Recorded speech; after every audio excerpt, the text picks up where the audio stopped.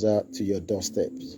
Bí ẹ ṣe ń wọlé, àǹfààní kan tí ẹ jẹ wá náà ni pé kí ẹ bá wa pín ètò yìí kí ó lè kárí ilé, kí ó lè kárí oko. Nǹkan kan náà ni a gbé dání, òun náà ni à ń pè ní Yorùbá Nation Self-Determination. Èmi náà ṣì máa lọ pè àwọn èèyàn wọlé, máa lọ sọ fún àwọn staff mi, máa lọ sọ fún gbogbo ọmọ Yorùbá pé a ti wà live. Ǹjẹ́ yìí náà máa bá wa sọ fún àwọn tí wọ́n ì tí mọ̀ pa ti wà live pé kí wọ́n wá gbọ́ wa.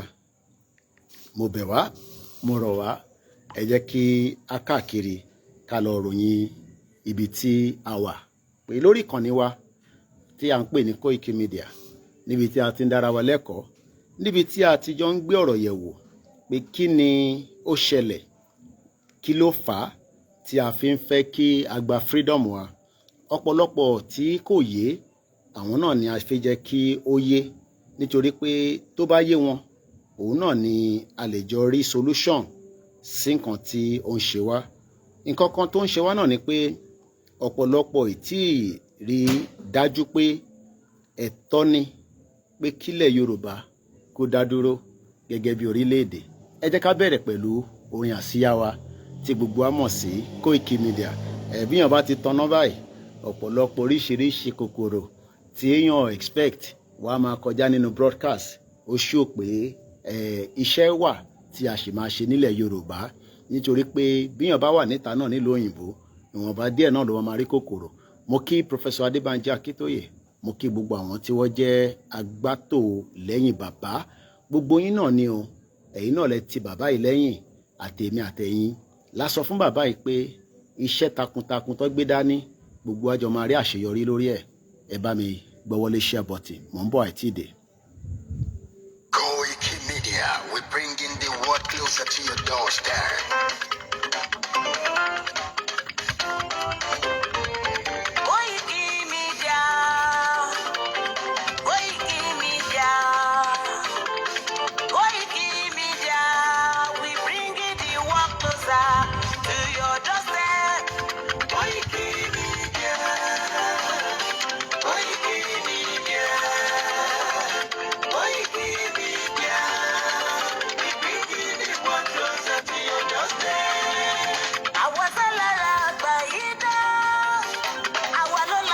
Tí bá rí kébù kan sí mo mind, ẹ ṣe.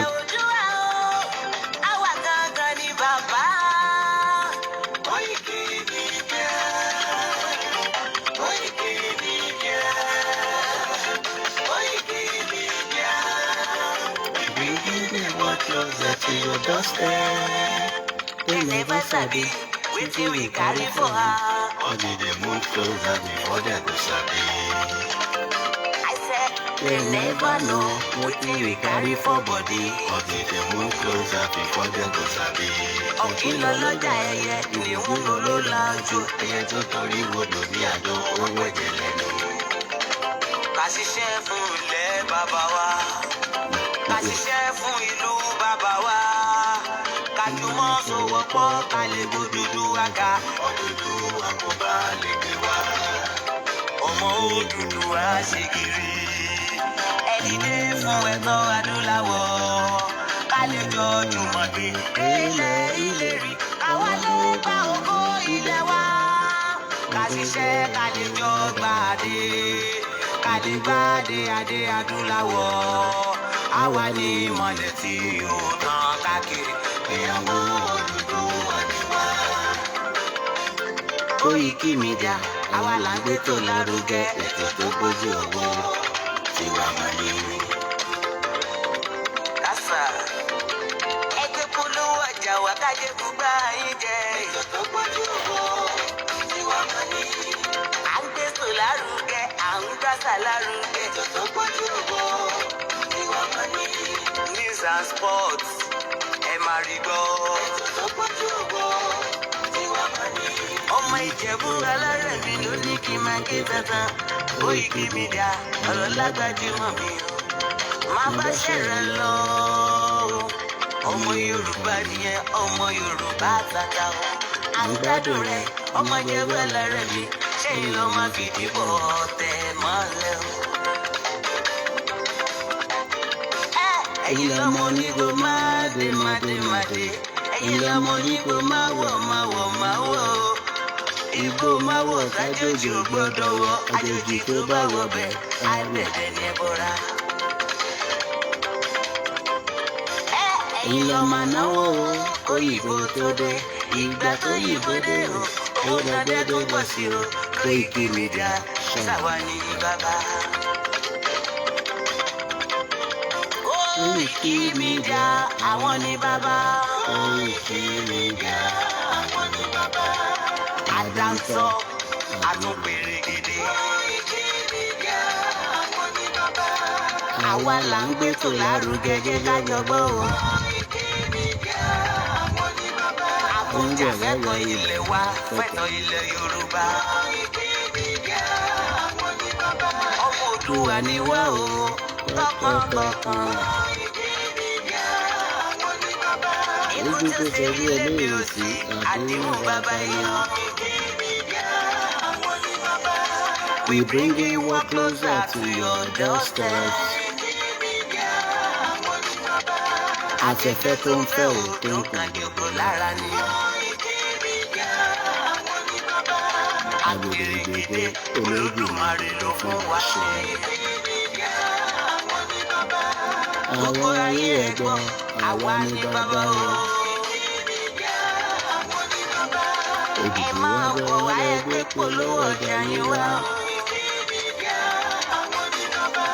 Oòduà lágbèdá ní òtítọ́ lágbèdá ní. KOIKIMEDIA àwọn ní bàbá. A kì í sọ̀dálẹ̀, a kì í sọdí kẹta. KOIKIMEDIA àwọn ní bàbá. Ìhóró tán, a tó gbére kété. KOIKIMEDIA àwọn ní bàbá. KOIKIMEDIA we bring it one closer to your doorstep. Àwọn ní bàbá. KOIKIMEDIA is around to give us latest. Is around to give us latest. Ladies and gentlemen, ẹ mú kalẹ̀ sílẹ̀, ẹ tẹ́tí ẹ gbọ́ ètò tó gbójú owó. Ladies and gentlemen, ẹ mú kalẹ̀ sílẹ̀, ẹ tẹ́tí ẹ gbọ́ ètò tó gbójú owó. KOIKIMEDIA is around to give us latest. Mo kí ẹ̀yin èèyàn wa tí ẹ ti ń wọlé bí méjì mẹ́ta, mo kí wa pé ẹ kálẹ́ o, ẹ káàbọ̀ sórí ètò àlàáfíà, ètò kan tí ó ń sọ̀rọ̀ nípa bí ìran Yorùbá ṣe gbọ́dọ̀ tètè ní kíákíá tí kò gbọ́dọ̀ pẹ́ ju bó ṣe yẹ lọ, láti south títí dé north títí dé east ní gbogbo àgbáyé, pé ìyà tí a jẹ lọ́wọ́ àwọn amúnisìn ó jẹ́ ká fi òpin sí. Àmọ́ tá bá máa fi òpin sí, ọ̀pọ̀lọpọ̀ iṣẹ́ ló máa lọ lórí ẹ̀. Ǹjẹ́ ó ti mọrin àsíá wa àbí ẹ̀ tẹ̀ mọ́ rárá? Nítorí pé ńgbà tá bá tẹ̀ débi tá à ń lọ, àbí tọ́ tẹ̀ ní ó yá tẹ̀ ka ìwọ tó náà ń fẹ́ Yorùbá nation, ìwọ tó náà fẹ́ òmìnira. Ní mixlr ẹ má bínú torí pé a wà on the move, ṣe mixlr ẹ má bínú sí wa, a lè kó gbogbo gadget wa máa fi travel, so ìwọ̀nba gadget tá bá lè máa fi operate, ẹ má bínú sí wa. Tó bá dé stage kan, KOIKIMEDIA náà máa ní mobile transmission truck tá bá ṣe ń káàkiri tá à ń lọ láti Europe, ẹ̀ríyàn tó drive láti Europe ó possible, èèyàn lè gun ọ̀kadà, so ẹ má bínú sí wa ẹ̀yin tẹ́ ń béèrè fún mixlr. Ǹjẹ́ ó mọrin àsíá wa àbẹ́ ẹ̀ tẹ̀ mọ́ rárá? Ẹ jọ̀ọ́ tẹ́ bá mọ̀, ó ṣe pàtàkì pé kí gbogbo wa pátápátá kí a lọ kọ́ bí wọ́n ṣe ń kà ní verse by verse, nítorí pé gbogbo wa ni wọ́n ti implement arise o compatriot àṣírọ́ ni àmọ́ ni ìyẹn la kọ́ fáwa ta lọ sí iléèwé. Ẹ̀yin tẹ́ ẹ lọ sí iléèwé ẹ miss anything, torí àwa ta kọ́ nísìn à ń try pé kó erase kúrò lórí wa, bọ̀ ó sì wà níbẹ̀. Ó wá ṣe pàtàkì pé orin ìbílẹ̀ wa, orin tí ó jẹ́ kí gbogbo ìdílé kankan mọ̀ ju gbogbo nǹkan lọ nígbà tí a wà lára àwọn tó ń fẹ́ òmìnira. Tó o bá fẹ́ òmìnira kò ń ṣe dandan o lè máa ka arise o compatriot, bọ̀ nílẹ̀ Yorùbá láìpẹ́ láì jìnnà lágbára àwọn tó nílẹ̀ kò ń ṣagbára tiwa torí àwọ̀ lágbára wọ́ọ̀ ní ka orin yẹn mọ́ nílẹ̀ Yorùbá. Kódà àti ráwọn gọ́fúnà wa tó ti sọ fún wa pé in táwọn náà máa kà nìyẹn nígbà tá a bá débi tá à ń lọ nígbà tí àsìkò bá tó ẹ̀yin àgbàlagbà náà lẹ ní ìyẹn á máa ṣe kí ni fùrọ̀ á máa là ìyẹn á máa ṣe gá torí àwọn tó ṣì ń jẹun lọ́wọ́ àwa ti jẹ dínà. Ǹjẹ́ wọn náà ti jẹ dínà? Èmi jẹ oúnjẹ 3 láàárọ̀, mo ti jẹ tọ̀sán, mo ti jẹ tìrọ̀lẹ́, mo ti jẹ pápánu. Bó ṣe láti rí nìyẹn. Bá mi tẹ̀lé ká lọ, mò ń bọ̀.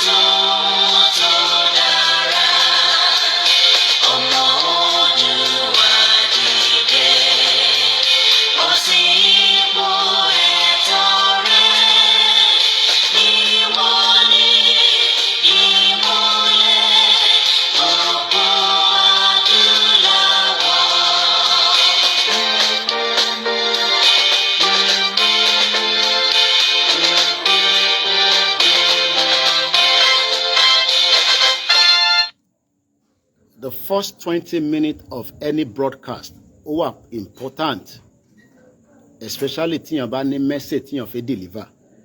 Torí ẹlòmíì ó ṣeéṣe pé bá ṣe bẹ̀rẹ̀ wọn ò ní lè gbọ́ tán fún ìdí oríṣiríṣi. Ẹni tó wà ní diaspora ó ń lọ bí iṣẹ́, ẹni tó wà nílé kò ní battery láti fi wò wá, kò dẹ̀ tún ní internet. Ẹni tó ní internet ó lè fi skip. Ìdí pàtàkì tí a ṣe fẹ́ ṣe talẹ́ ni pé a fẹ́ ra drone.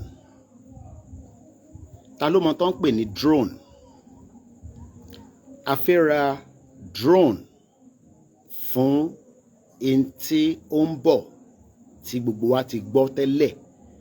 Ìwọ tó bá mọ̀ tó ń bọ̀ yẹn, bóyá mọ̀ ó ṣeéṣe pé gbọ́ tẹ́lẹ̀ pò ń bọ̀. Àní fi ṣe ìbínú sí yín. Àbí ìwọ tí o ti gbọ́ ó ń béèrè pé ṣé n ta máa fi gba country nìyẹn, a máa ṣàlàyé fún ẹ bóyá òun la máa fi gbà àbóhun kọ́ la máa fi gbà. Àbí ìwọ tó ti gbọ́ bóyá o wá ń ṣe alátakò pé bàbá Akíntóyè lọ́lọ́run fẹ́ fi gàrí tírà pé ilẹ̀ Yorùbá máa dúró. Torí tó bá ṣì ń dáùtẹ̀, mo bẹ̀ ẹ́, mo rọ̀ ẹ́ lálẹ́ yìí, èní ní 7th of May, lọ kọ sílẹ̀ pé mi Ọláyọmí Kóìkì sọ bẹ́ẹ̀ pé ilẹ̀ Yorùbá ti dúró. Ó ti dúró, kò sí àní-àní níbẹ̀. So tó bá mọ̀ tó ń bọ̀, ká tó béèrè ń ta fẹ́ kí èèyàn 10 tí mo mọ̀ pé ó ṣeé ṣe lórí ìkànnì yìí tó bẹ́ẹ̀ jù bẹ́ẹ̀ lọ. Èmi kọ́ lẹ̀ ń ṣe fún. Èmi kọ́ lẹ̀ ń ṣe fún. Ilẹ̀ Yorùbá lẹ̀ ń kọ́lẹ̀ fún pé kó lè ṣeé ṣe. Èyí tèmi lè ṣe ni pé ilẹ̀ Yorùbá ni mo wà báyìí. Kò sí àní-àní níbẹ̀. Ẹ̀yin ni kẹ́yìn wá ṣe ibi tó kù kó lè ran ìrànlọ́wọ́. Òun ni pé ta ló mọ̀ tán pè ní drone? Kí la fẹ́ lò fún? Ẹja kọ́kọ́ gbọ́ eléyìí ká tó máa sọ ìyẹn ta fẹ́ lò fún.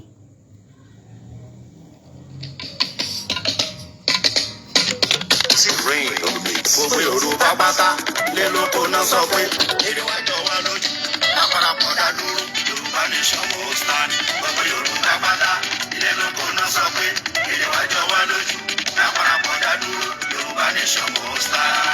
À ń fi àsìkò yìí ṣe ìkéde fún gbogbo ọmọ Yorùbá lápapọ̀ láti gbáradì fún àwọn ìwọ́de tí ń bọ̀ lọ́nà nípa pàtàkì orílẹ̀-èdè Yorùbá nation àti wípé ìdí tí a fi gbọdọ̀ dá dúró gẹ́gẹ́ bí ìpínlẹ̀ Yorùbá. Ìwọ́de yìí náà ni a máa ṣe káàkiri gbogbo ilẹ̀ káàárọ̀ òjíire bí tí bàbá wa onímọ̀ ẹ̀rọ emeritus professor Adébánjí Akíntóyè yóò ṣe olùdarí rẹ̀.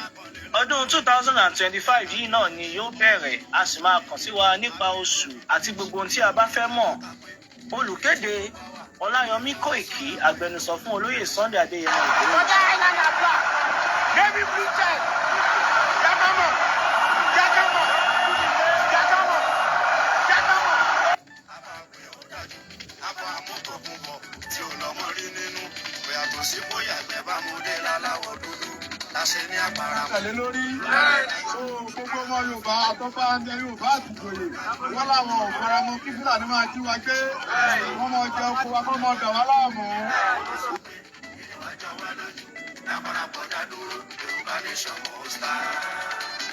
Ẹ pé kò ó Sunday mi. Ẹ pé kò ó Sunday mi o. Agbógun má ti di akọni nínú ìyàwó. Ẹ pé kò ó Sunday mi. Akọni tó ń yọ nílé òun tó ń gbá yín sílẹ̀ lójú ogun. Òun náà pè lálágbára. Mo mẹ́wé mo mẹ́bò mú olóògùn tó ń jẹ. Níwọ̀n bá yóò ṣe níwájú ìbò.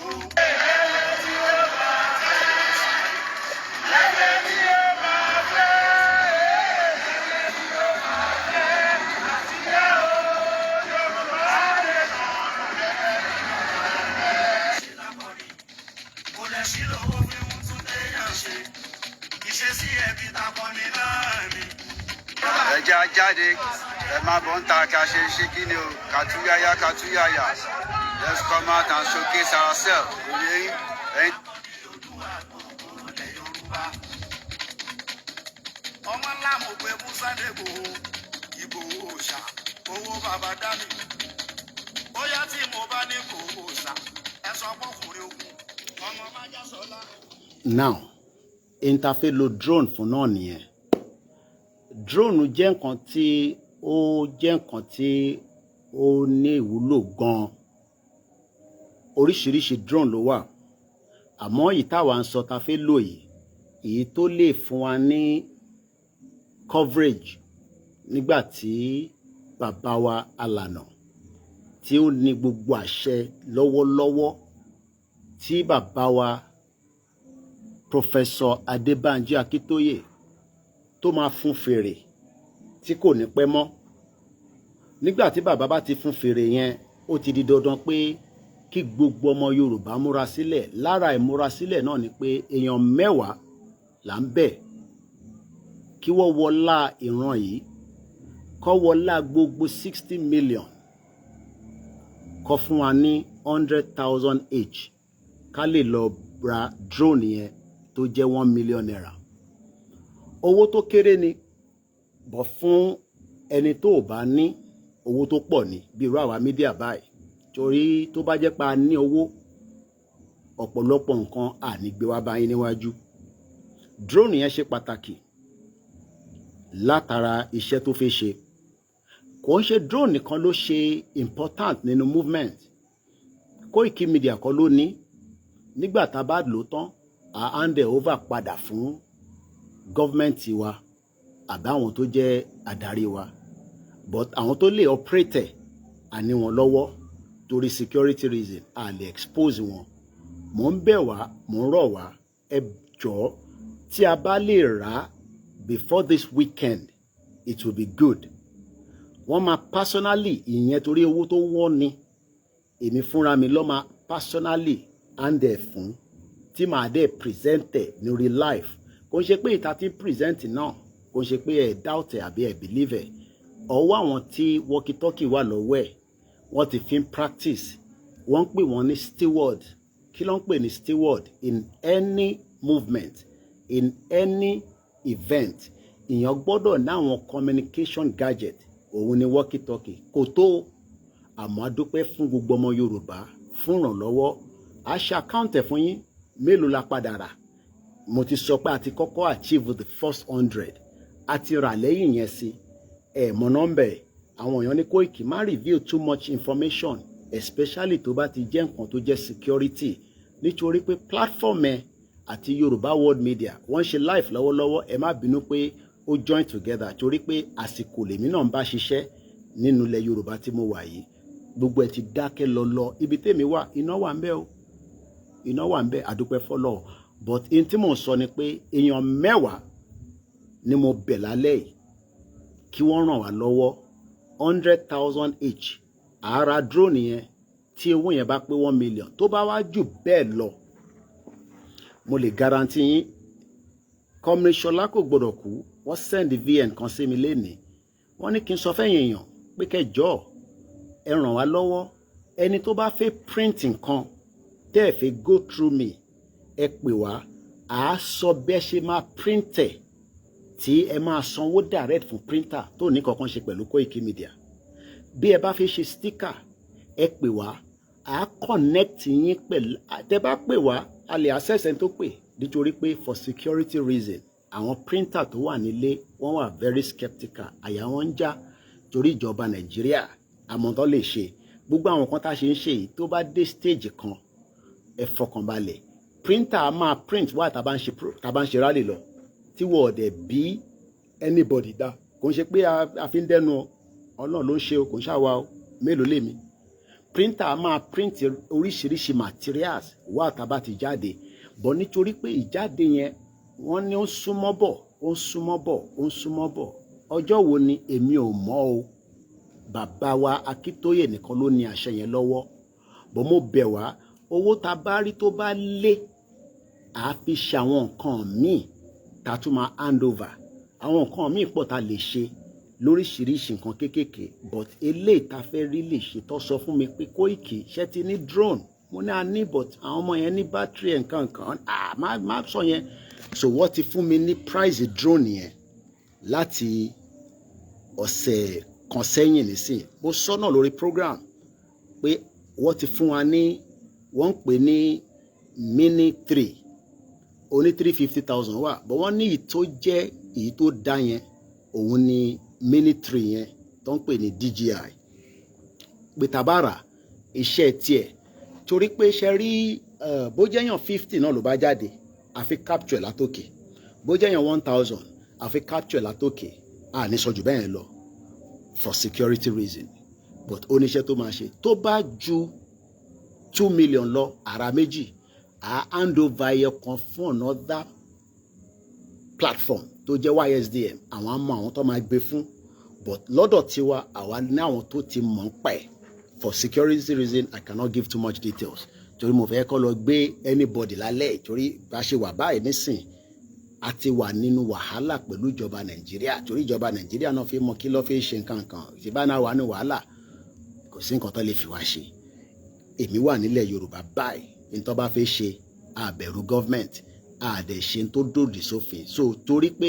24 minutes ni broadcast ti lọ ibi tẹ bá gbọ́ dé tẹ́ gbọ́ mọ́ drone ni mo ṣe torí ẹ̀ jáde lálẹ́ mo fẹ́ jẹ́ ká tètè rà á mo mọ̀ pé ẹ̀yin diaspora ẹ̀yin náà ni máa wá ké bá tẹ bá fún wa ní kékèké ó lè pẹ́ ni mo ṣe ni mo nídìyàn 10 ẹ̀yin 10 yẹn tẹ bá wá kódà àdúpẹ́ lọ́wọ́ yín bẹ́ẹ̀ bá ní kí n má dárúkọ yín ní live lọ́n mọ̀ yín èmi máa fi dárúkọ yín but ẹ lè fi ní ká má dárúkọ yín ó wà understandable but tíyàn 10 yẹn bá jáde tí mo rí 100,000 yẹn màá ní kí bàbá Akíntóyè bá kí yín láti fi fòǹtẹ̀ sí màá ní kí bàbá mi Professor Adébánjí Akíntóyè màá ní kó dúpẹ́ lọ́wọ́ yín mọ̀ pé lè sọ pé kò necessary but à ní kó dúpẹ́ fún yín pé kọ́kọ́ dúpẹ́ so à ní sọ jù bẹ́ẹ̀ lọ ẹni tí ó bá nídìí láti fi ràn mí lọ́wọ́ gbogbo ilẹ̀ ní nọ́mbà mi tẹ́ ẹ bá ní nọ́mbà mi ó wà lórí social media ẹ bá ti type ẹ rí ìkan last pẹ̀lú 979 ìkan last pẹ̀lú 321 so bó ṣe jẹ́ nìyẹn now nígbà tá a ti gbọ́ yẹn ó ní information tí mo tún fẹ́ mú wá fún wa tó wà very very important ó wà extremely important ó ní dọ́kúmẹ́ǹtì kan tí a ti ń kà lójoojúmọ́ ta ló mọ dọ́kúmẹ́ǹtì náà ta ló lè rán wa létí tó bá jẹ́ pé èèyàn wa tẹ́ ń tẹ̀lé wa bẹ́ẹ̀ ni 100,000 naira kò ń ṣe 100,000 pounds o kò lè ń ṣe $100,000 tẹ́ bá fún wa níyẹn bàbá Akíntóyè ní máa gbélé lọ́wọ́ kò sí tèmi fẹ́ fi ṣe dọ́kúmẹ́ǹtì yẹn ó wà important bàbá wa alànà ló ní kí gbogbo wa àwa mídíà ká lọ máa ṣàlàyé dọ́kúmẹ́ǹtì yẹn fúnra wa. The good news path to prosperity. The good news path to prosperity. Mo fẹ́ mú jáde lórí email mi. Prosperity yẹn máa jẹ́ yeah. I hope pé màá láti lo glasses mi nísìn. Yeah. The good news path to prosperity. Orílẹ̀-èdè Yorùbá. Bàbá Akíntóyè ní ẹni tó bá ní PDF yìí lọ́wọ́, wọ́n direct mi, wọ́n instruct mi pé kí gbogbo ọmọ Yorùbá lọ download ẹ̀ kó ní lọ́wọ́. That is the message directly from Prof. Ẹ lè máa béèrè pé kí ni reason torí àwa Yorùbá máa ń like láti question bọ́lọ̀ ṣe dá wa nìyẹn, bí Elédùmarè ṣe fún wa ní làákàyè nìyẹn.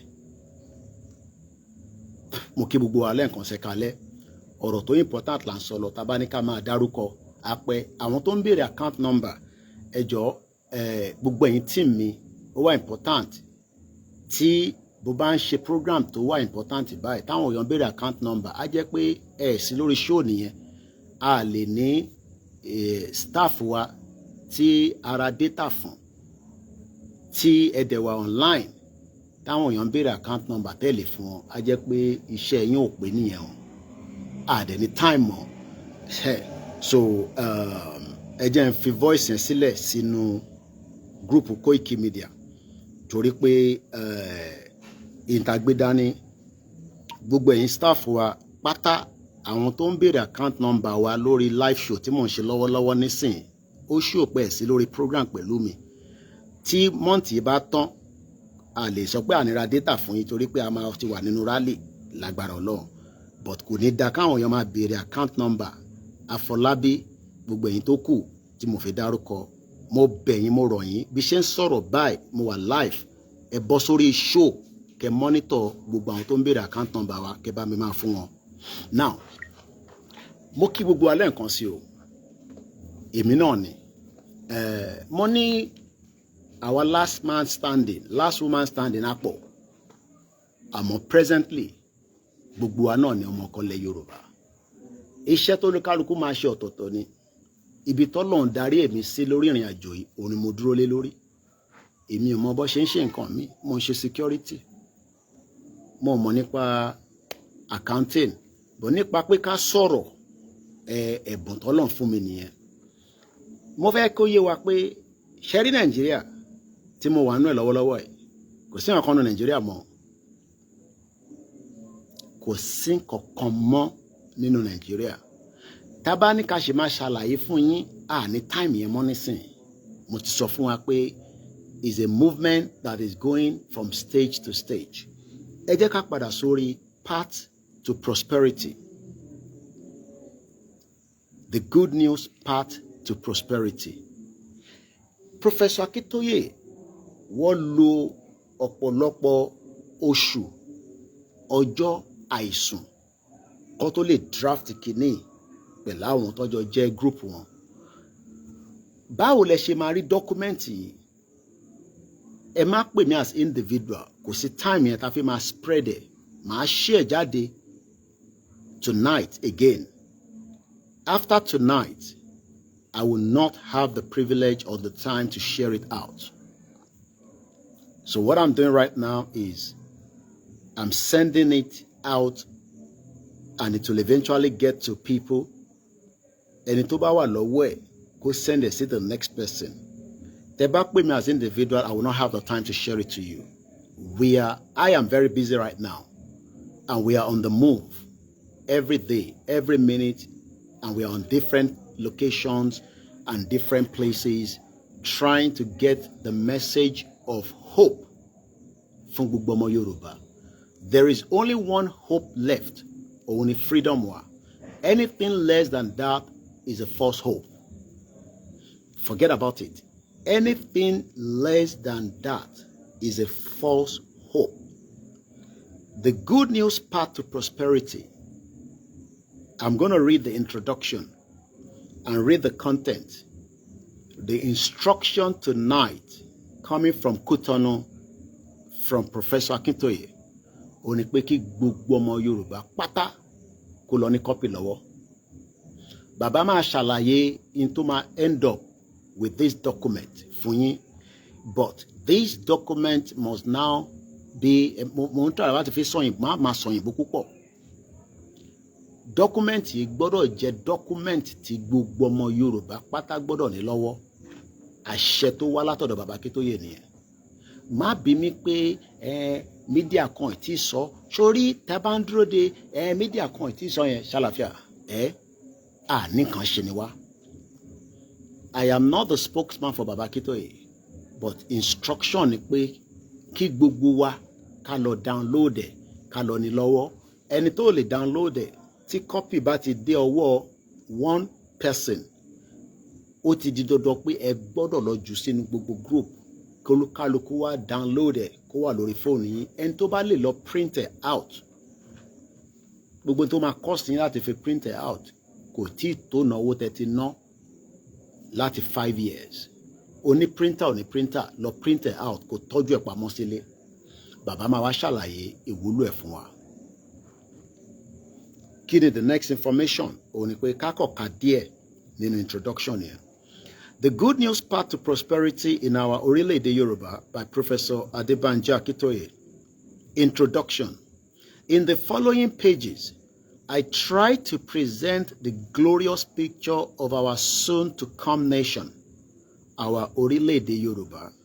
I try to describe the dreams that are impelling millions of Yoruba men and women in all countries of the world to engage seriously in Yoruba self-determination struggle, to come together in the countless self-determination organizations and clubs, to keep awake for many hours, night after night, putting ideas from their disciplines and professionals in writing prosperous and powerful, in writing about our soon-to-come country shall be great, prosperous, and powerful in the world.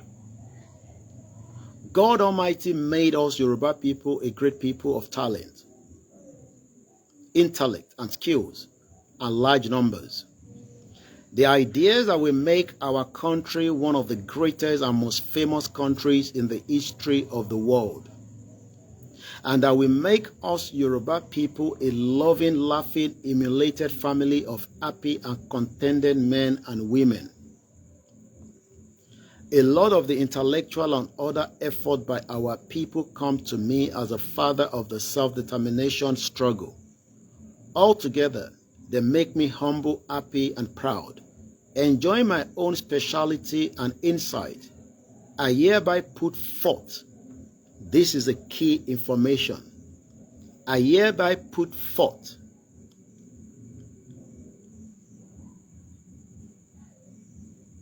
I hereby put forth. I lost the plot there. Apology for those of us that are listening.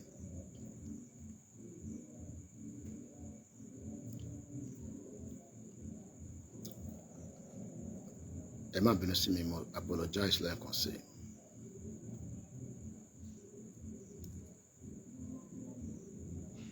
A lot of intellectuals and effort by our people come to me as a father of our self-determination struggle. Altogether, they make me humble, happy, and proud. Enjoying my own speciality and insight, I hereby put forth, point by point, the main items of what I perceived. Very, very important. What I perceived to be our nation's purpose, determination, and expectation. A copy of these is not something you might not have after this broadcast. KOIKIMEDIA is not an excuse. You must find these because ó ti wà lórí website wa in the last 2 years. It has also been sent out now. My team will pick it up and send it across every part of the platform. If you send a message to me directly, I would not have the time to reply you and pick it and send it to you. Sorry, website were either the old website that is dedicated specifically for this movement, KOIKIMEDIA.com. It was designed gbogbo information tó lúkálùkù bá fẹ́ nípa ìrìn àjò yìí, from the letter to the United Nations to the letter to Downing Street níbẹ̀ o, to some of the communication, how Igboho's house was attacked, to atrocities of the Fulanis, to all our events, the past, rallies, pictures. You will find it on KOIKIMEDIA.com. Nínú ẹ̀ lẹ máa rí this document as well. Tẹ́bá search dada. Tẹ́bá lọ sí KOIKIMEDIAinternationalnews.com. There's a particular page tí a create a sọ pé Yoruba people. Ìyẹn wà straightforward. You click on it, ẹ bá document yìí níbẹ̀, ẹ download it and keep it to yourself. This is a very important document.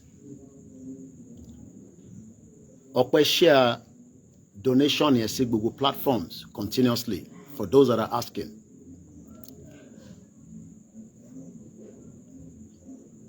Let me take that again. I hereby put forth, not me, this is Professor Adebanji Akintoye, wọ́n sọ fún wa pé I hereby put forth, point by point, the main items of what I perceived to be our nation's purpose. A gbọ́dọ̀ mọ̀ kí ni purpose ní ta fi jà fún, àti kí ni tó o bá mọ̀ tó ṣe fi jáde fún rally. Mo sọ fún ẹ láàárọ̀ yìí, you might as well sit in your house. Gbogbo àwọn tájọ́ ń ṣe program pẹ̀lẹ́yìn tẹ́ ń gbọ́ wa, gbogbo yẹn kọ́ ló máa jáde, but ìwọ tó fẹ́ jáde o gbọ́dọ̀ lè ní understanding. Àbọ̀rọ̀mọ̀ yé nísìn, o gbọ́dọ̀ lè ní understanding of why you want to come out. If you don't have the understanding, you might as well sit in your house. It's as simple as that. Fi jẹ́ kó jókòó sínú ilé ẹ̀, but tó bá ń bẹ̀rù pé àti bá jáde nǹkan máa ṣe mí, okay, jókòó sínú ilé ẹ̀, kò sùn, kò jí, kò sẹ́ni tó múyàn sí. Wọ́n force anybody kó wá jáde nígbà tó bá ti ní ká jáde, kò ń ṣe by force. O ní right láti sọ pé wọ́n jáde, inú ilé ẹ̀ ló máa wà, okay?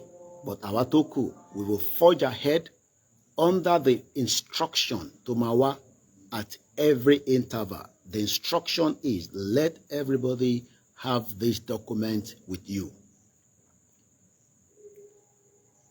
I urge now, after tí bàbá kọ sínú bíbá, wọ́n tún ní kí n remind wa again pé we should all go and have this document. Mo pé gbogbo agbọ́n kan tí mo sọ. Ẹ jọ̀ọ́ tẹ́ bá ń gbọ́n tí mo sọ yẹn bá mi fi sínú comment section. I hope you're listening.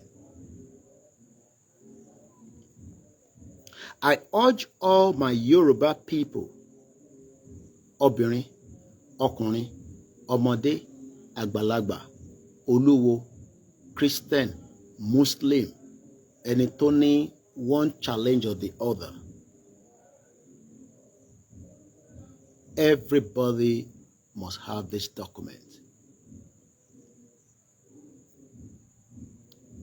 It is very important.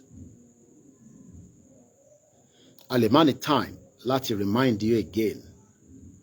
Gbogbo broadcast tá à ń ṣe lọ nísìn, tá à ní this opportunity to sit down, they might be very limited. Ó lè jẹ́ àwọn míì ló máa take charge. Àwọn míì wo ni mo ń sọ, ó lè jẹ́ world media ló máa take charge of all these other conversation. It might not literally be my platform. my platform will continue to work. But in a movement like this, you will now need another unit that is already working day and night. Don't be in the Yoruba World Media. Most work will be operating from their end with message. Nígbàkígbà tí Professor Akintoye bá máa bá gbogbo wa sọ̀rọ̀, that message will come live and direct from the Yoruba World Media, and we're looking forward to that very soon. When I don't know, don't ask me. Okay? I don't have an idea. I urge all my Yoruba people to read it. Read it. Òyìnbó ló fi kọ́ lóòótọ́. Bí ẹ bá lè wọ ẹni tó lè bá yín ṣe àyàngbífọ̀ ẹ̀, please do so. Kò sẹ́ni kankan níbi tí a dé ní Nàìjíríà nísìn tí kò lè sọ pé òun ò tí go through document kan tó wá ní English rí in the last 60 years tí Nàìjíríà ti operate. Lóòótọ́, this document should have been also in Yoruba, but for now, èdè Gẹ̀ẹ́sì ló ṣì wà. If taban ẹni tó ní skills, bàbá wa kan pè mí, I gave him this document, and this is how we have not been very active as people. Àwọn máa bá wa ṣe sí Yorùbá bí a lọ máa ṣe lọ́la. Àwọn náà lọ ní taban ní document tó fi translate. This is the skills that some of you have, but because and dúró pé kẹ́nìkan ṣe nǹkan kan, everybody has a role to play. By now, ó yẹ kí a ti translate ẹ̀sìn wa kí bàbá Akintoye wá bẹ̀yìn. This is our responsibility. Ẹni tó bá study Yoruba, tó mọ Yoruba dáadáa, by now this document should have been converted to lè fi Google translate it, because wọ́n ní Google nígbà míì nǹkan kátàkátà ló máa ń sọ. But I'll leave that for now. It's in English. How you translate it, I don't know. You would have to go and find out that yourself. I can't help you on that. I have tried, and we are still working. Mo de fẹ́ kẹ́ni kankan yìn mí because I think the country wa. Tá bá délé lérí lágbára Ọlọ́run, en tí ẹ bá fẹ́ ṣe fún wa ládùúrà ní kankan but for now, until the job is done, the job is not done. Yoruba Nation is not on social media. We are not yet a country, but we pray and look forward to be a country. Nobody can stop it. It does not matter how powerful they are in the world. It is too late. It is just too late. Even if it is a 1%, multifunny breakdown, 30 million Yoruba people are ready to forge ahead in Yoruba land. 25 million do not understand what we're talking about. We are not going to wait for them. 5 million are traitors. They will attack and they will try everything. But what ti gbàgbé pé Ọlọ́run ló ní ẹ̀mí. Èèyàn sùn kò ní jí.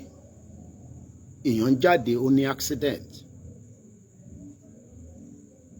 So gbogbo ẹ̀yin tí lọ́kàn yín pé ẹ máa truncate ìrìn àjò yìí, Ọlọ́run á yọ ẹ̀mí kúrò lára yín. It doesn't matter who you are. Gbogbo ẹni tó ní ibi tí bàbá Akintoye at 90 ẹ support ẹ ràn lọ́wọ́, but ẹ fẹ́ truncate ìrìn àjò yìí, Ọlọ́run tó nílẹ̀ Yorùbá á yọ ẹ̀mí kúrò lára yín. Á sọ jù bẹ́ẹ̀ lọ. Kò ń ṣépè. Because 30 million Yoruba people can form a country. Till the remaining Bana won't be ready. Nigeria died long time ago, and we are not ready to renew Nigeria. Kò sí ìlú kankan tó ń bọ̀ wá ràn yín lọ́wọ́ o. We are going to help ourselves. Kò sí ìlú kankan tó ń bọ̀ wá bá ẹnì kankan pé àwọn máa wá gbèjà yín. Wọ́n ń gbèjà ara wọn lọ́wọ́lọ́wọ́. Ìjà ń lọ lọ́wọ́lọ́wọ́ in multiple countries for different reasons. But in tí mo mọ̀ dájú ni pé wọ́n ọmọ tó bá ṣípá ẹ bá mi parí òwe yẹn àgbàlagbà. ẹ mọ̀ pé mi ò mọ̀wé pa even though pa ti wà ní homeland. Yorùbá tí à ń sọ yìí kò dán mọ́rán tó 27 years nílùú òyìnbó kò easy.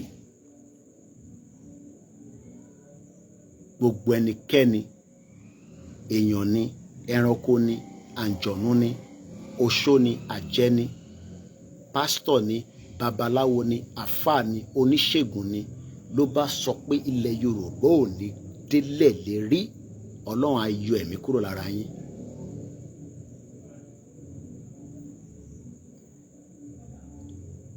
Kò sí whoever you are. I urge you all, my Yoruba people, to read it. Read it. Eka. And I urge you to endeavor to bring the benefit of his or her speciality to bear on his own various points. Over 33 content ló wà nínú ẹ̀.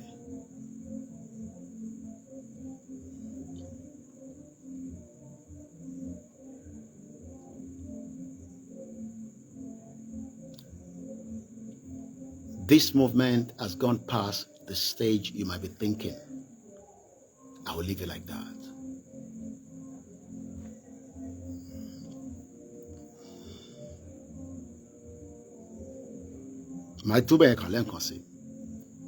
I urge all Yoruba people to read it. I urge each to endeavor to bring the benefit of his or her own speciality to bear any of his various points. In its totality, this manifesto from those of us who are fighting our sovereign nation, it is not meant for everybody. Kò ń ṣe fún gbogbo yàn.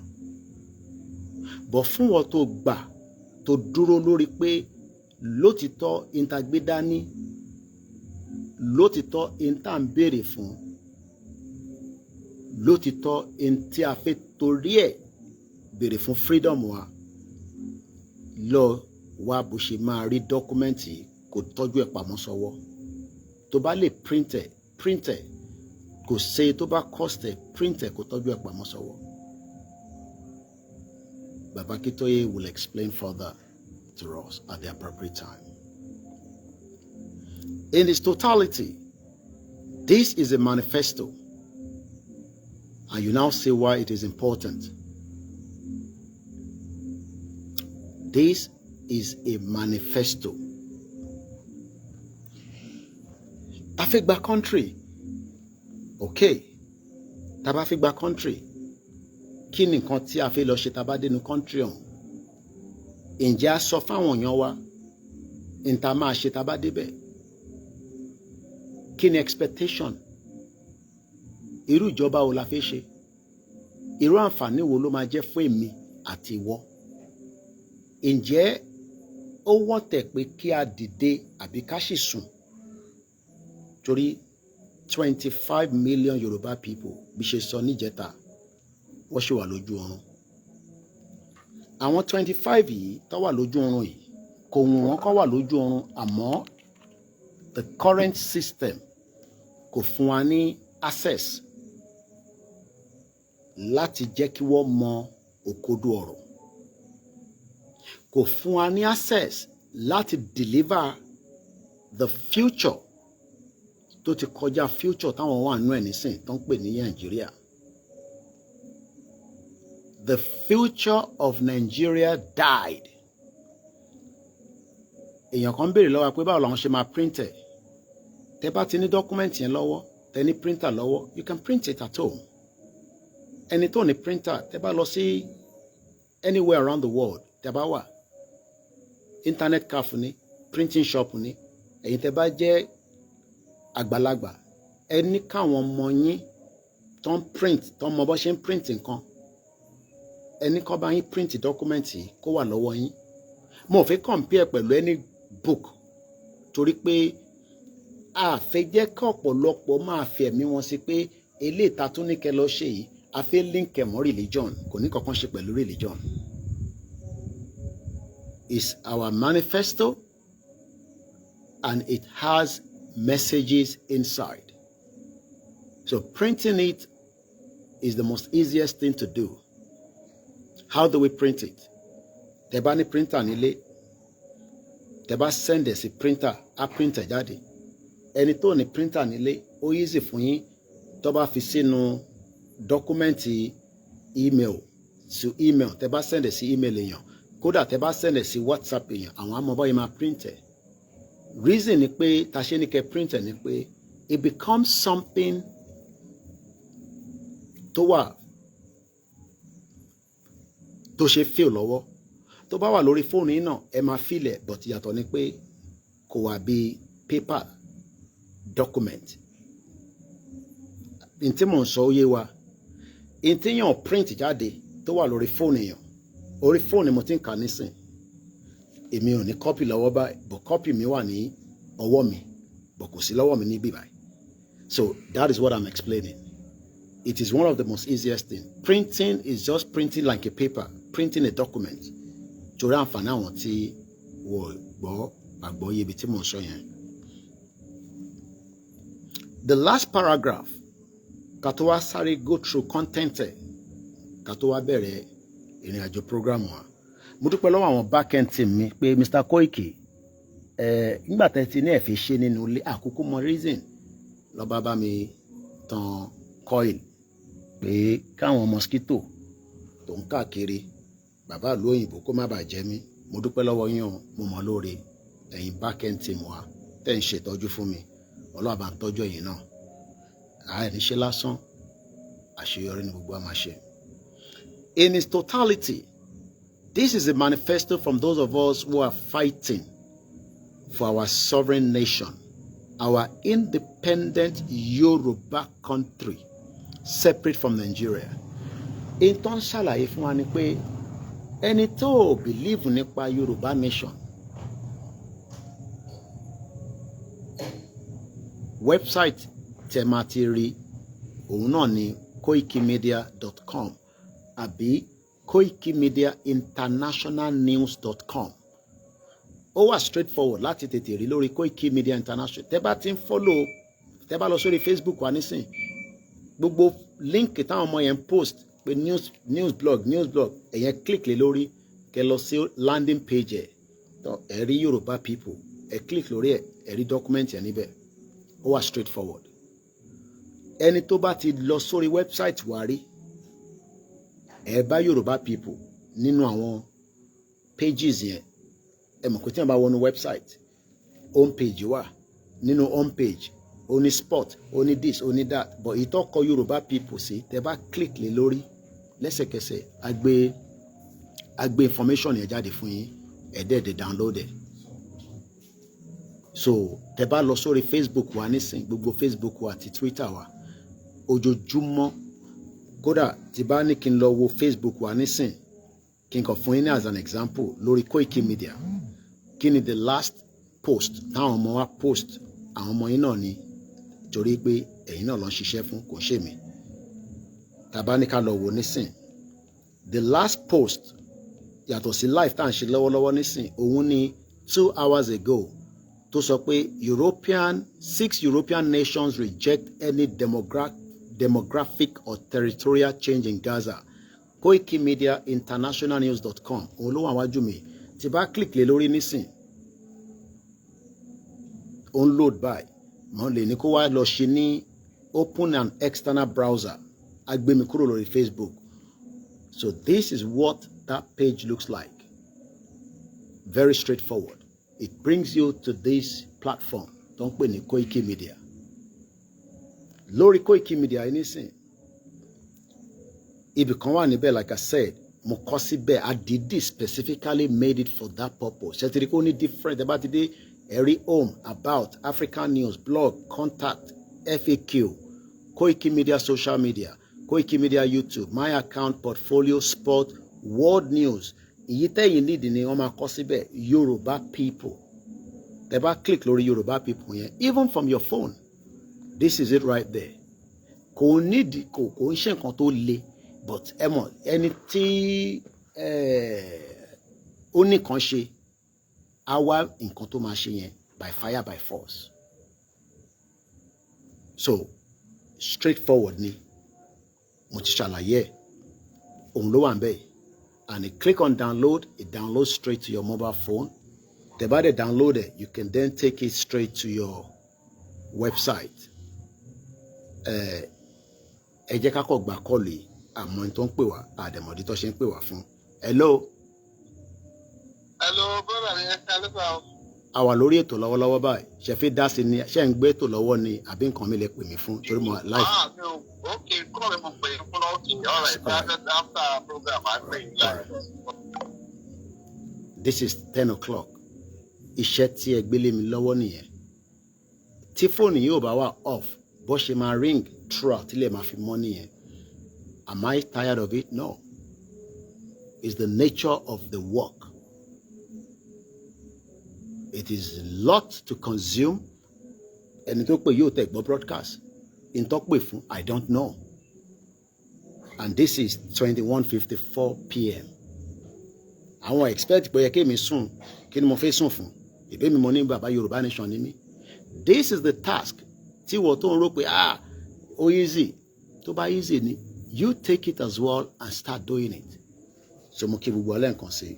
Lẹ́ẹ̀kan sí, the task.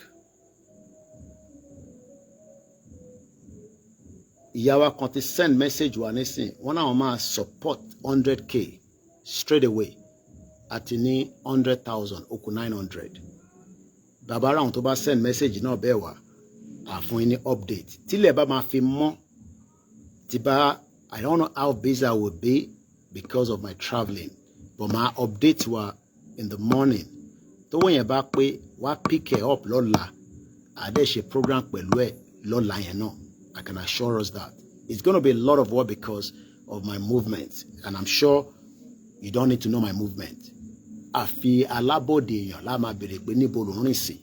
I'm sure nobody needs to know that for security reasons and many reasons. But mo dúpẹ́ lọ́wọ́ ìyá wa, so màá confirm account number yẹn fún yín nísìn, màá send ẹ̀ sí yín. Wọ́n wò mí báyìí, wọ́n ní Koiki àwọn máa take the first bulk, àwọn fún wa ní 100,000. So now mo fẹ́ ká tètè padà. Màá ṣí phone line, bó jẹ́ kí n land, màá dúpẹ́, màá kí yín.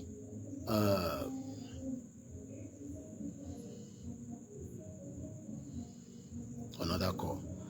Mo busy nísìn, mo busy nísìn, mo wà lórí live nísìn, mo dẹ̀ fẹ́ kó disturb me. Mo busy nísìn, mo wà lórí live. So má tún pè nísìn for now, mo busy. Gbogbo message tó bá fẹ́ give me jẹ́ kó dọ̀la. Mo wà lórí live báyìí nísìn, torí tó bá tún pè mí after this, màá block ẹ̀. Mo ti sọ fún ẹ nísìn, mo wà live, mo ń deliver message tó wà important. Àwọn ọmọ mi náà ni. Okay, ìyàwó ẹni Koiki, àwọn ti sán, and I can go in and I can confirm it, and I can tell us that adúpẹ́ lọ́wọ́ wọn, ẹ ṣé gan ni. Wọ́n ti ní kí n má dárúkọ wọn. Definitely I will not. I will not. Àwọn tó ń ṣe wọ́n ní. Okay, mo lè confirm pé 300,000 ti wà l'account mi báyìí, because 5,000 naira ló wà l'account mi tẹ́lẹ̀. Mo sọ fún pé àlówó lọ́wọ́ bó ṣe ń wọlé là ń ná, bọ̀ ilé nísìn kò ṣe é ná torí owó mi kọ́.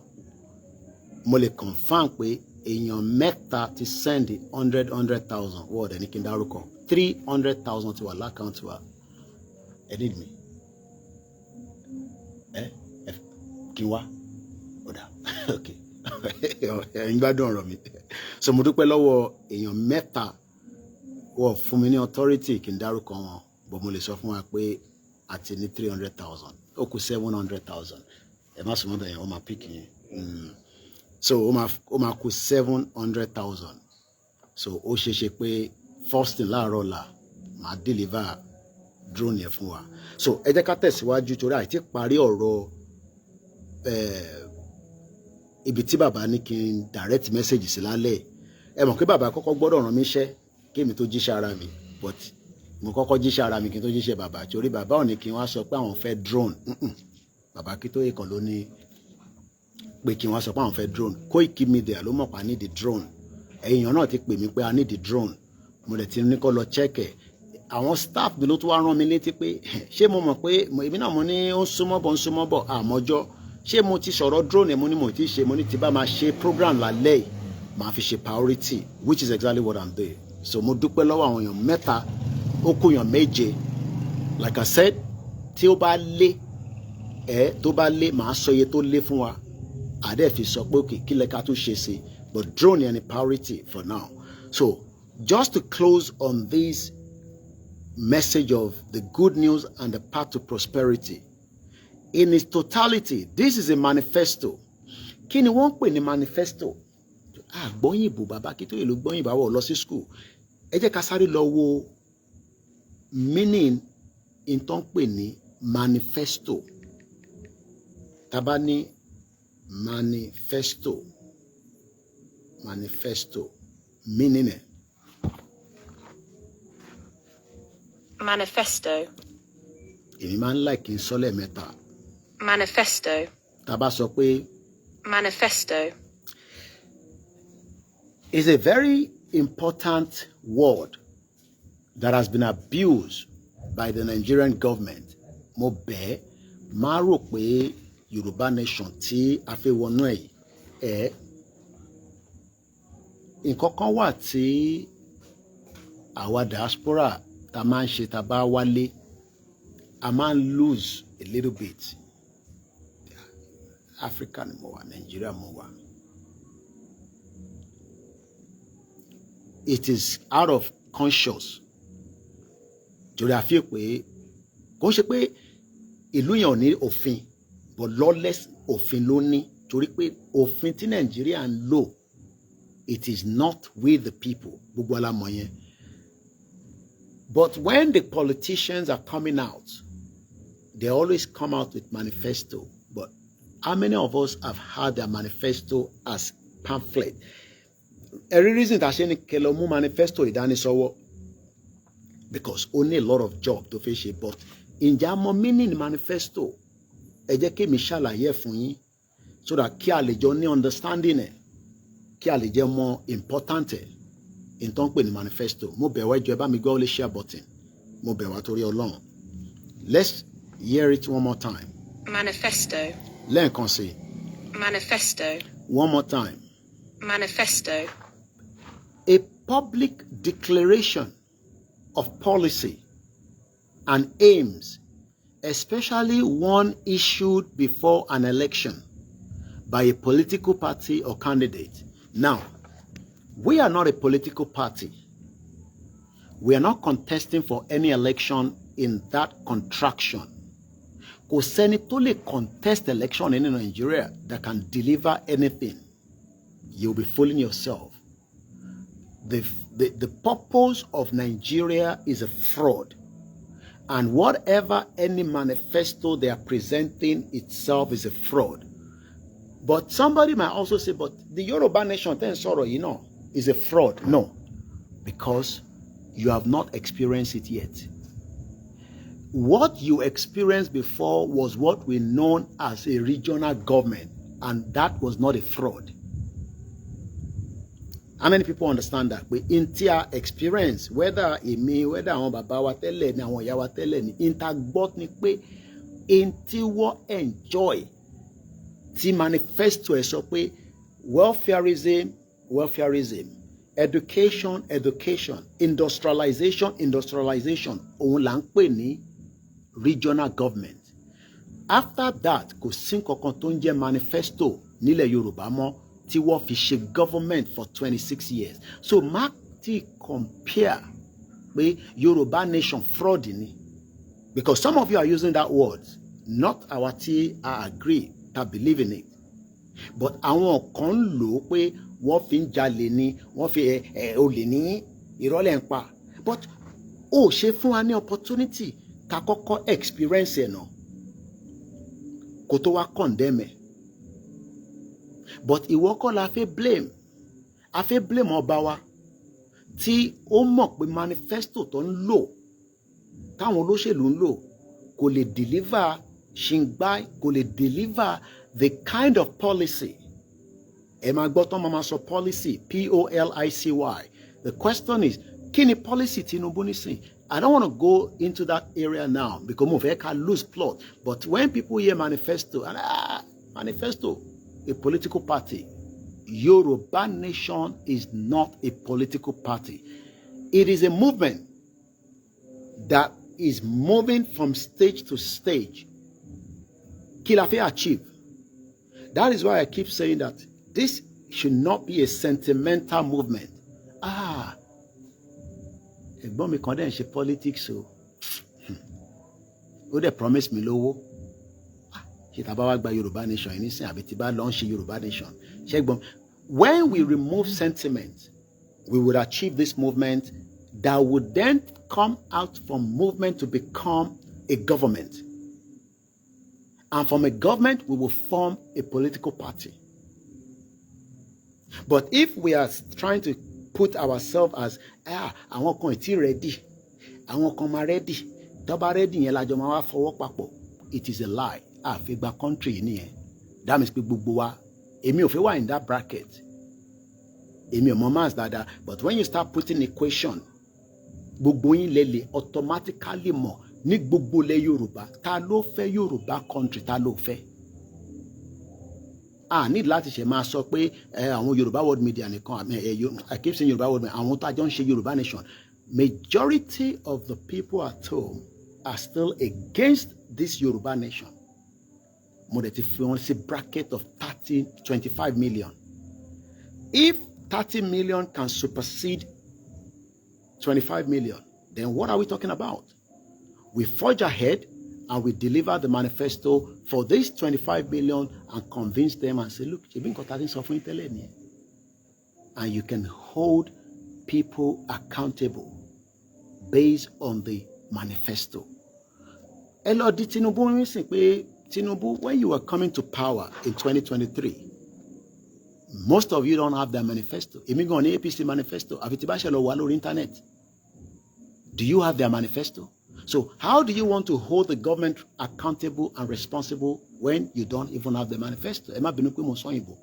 Báwo ló ṣe fẹ́ hold them accountable? So the word manifesto is a very important, but the simple word for it is that a written statement declaring publicly the intentions and the motives of the views of his issuer. Ta ló issue manifesto tí mo ń sọ yìí? Professor Adebanji Akintoye. I hope now you want to download it now, because tí máa ní ká download ẹ̀ kí la fi download ẹ̀ fún? Because I might understand background ibi tí mo ń bọ̀ tẹ́lẹ̀. A written statement. The written statement is the good news to path to prosperity. A written statement can be given to even ẹni tó disagree pé wọ́n náà fẹ́ ṣe rally. Mama dáwọn yẹn lóhùn. Àwọn ló fẹ́ ṣe rally. Tí Tinubu bá bá wọn mú, wọ́n ti gbàgbé pé Tinubu kọ́ ló lẹ̀mí ara ẹ̀. Àwọ̀ tí àgbàdúrà ikú fún, but òun kọ́ ló lẹ̀mí ara ẹ̀, òun dẹ̀ kọ́ ló nílẹ̀ Yorùbá. Even gan Tinubu fúnra rẹ̀ gan question mark wà lórí orí ẹ̀, just like Nigeria. But let's leave it like that. So tẹ́ bá sọ fún wa pé ṣé wọ́n ti sọ fún Tinubu? Who the hell is Tinubu tá máa sọ fún? And I say the word, who the hell is he? Tinubu kọ́ ló nílẹ̀ Yorùbá now. Okay, ṣé Tinubu lè capture gbogbo ilẹ̀ Yorùbá? Kò lè capture gbogbo ilẹ̀ Yorùbá, even with the formation of the current security in Nigeria. But I don't want to talk about that.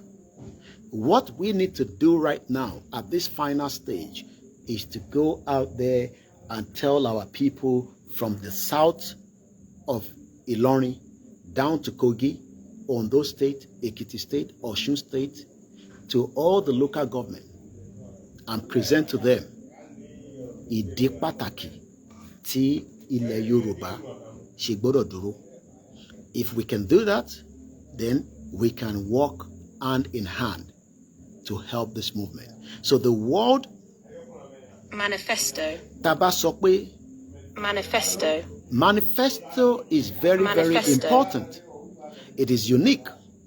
A written manifesto is a statement declaring publicly the intentions, motives, and views of the issuer. Now, let me quickly play this. I watched this and I was asking myself, in just serious, when we talk about the kind of people that operate within Nigeria, ẹ farabalẹ̀ kẹ́ gbọ́ inti argument tí arákùnrin tó present as one of those that you might ask, and sorrow insecurity in the land. But this is how he was able to tell us when he was speaking on Arise Television. Ẹ̀gbọ́n kan tí bàbá yìí tí ó sọ. And you will start to understand the reason why Nigeria failed as a country, and it is not likely to work. And if you're still in that bracket that it's going to work, you are wasting your bloody hell time because it is too late. It might be because the internet connectivity is not a little bit as strong because we are on the move. But ejeki toba load my play. So going back to the word manifesto, this was, some of you must have watched it, but just for those that have not watched it, his name is Senator Jimoh Ibrahim from Ondo South. This is what he said. I think it's clear now. National Security Summit. Yes. He said the Senate should not waste money in a conference. They should strengthen their oversight of the security sector and enhance accountability. What is your response? My response is that you need legitimacy of decision. The Senate we are 109. We don't claim to have monopoly of wisdom. As President and Senate President is, he gives right to everybody to talk. Security matter. It might be even your house, your guy. No, but you're not answering me. I'm asking you now. I want us to listen to a Yoruba senator talking about security. Yeah. The Megan in your house may have better opinion than you concerning how the house is being secured. You cannot dispense and say their opinion doesn't matter. No. In security, we gather a lot of information and intelligence report. So you cannot say, don't waste money, go and do oversight for you. Oversight what? We're talking about national security. You are saying there's no oversight, army and police, and that will give you a result of security. I am a blunt person. I confront the brutal facts. This is not the one that I saw. The one I saw was on Instagram. But Mulowo, Twitter. This is not trending. Even though these are the kind of message that should be trending more far than any other thing. But what the Nigerian media are doing is that they pick cherries in Tofeka Onyogbo. Yes, I have it now. I knew I listened to it on the Teba Losori Linda KG. Was just another part of what he said. But and ask me now, kini manifesto APC sọ nípa security ilẹ̀ Yorùbá, ilẹ̀ Igbo, ilẹ̀ Hausa, and the whole of Nigeria. Ẹ̀gbọ́n tí Senator Ibrahim Jimoh, a representative representing us from Ondo South. Ẹ̀gbọ́n tó sọ. We are now on the 5th month, first week of the 5th month. You didn't put the studio together in 1 week or in 1 month. I know how many years Udoka have been working to put this place. Yeah, but before... So what, just a minute, I didn't okay, go on. Sorry, go on. Now, the issue is that you cannot say, President passed a budget in January, and then end of April, you expect that everybody should be secure. It doesn't work. It does 2021. Torí òyìnbó tó ń sọ, ó ní Tinubu pass a budget in January.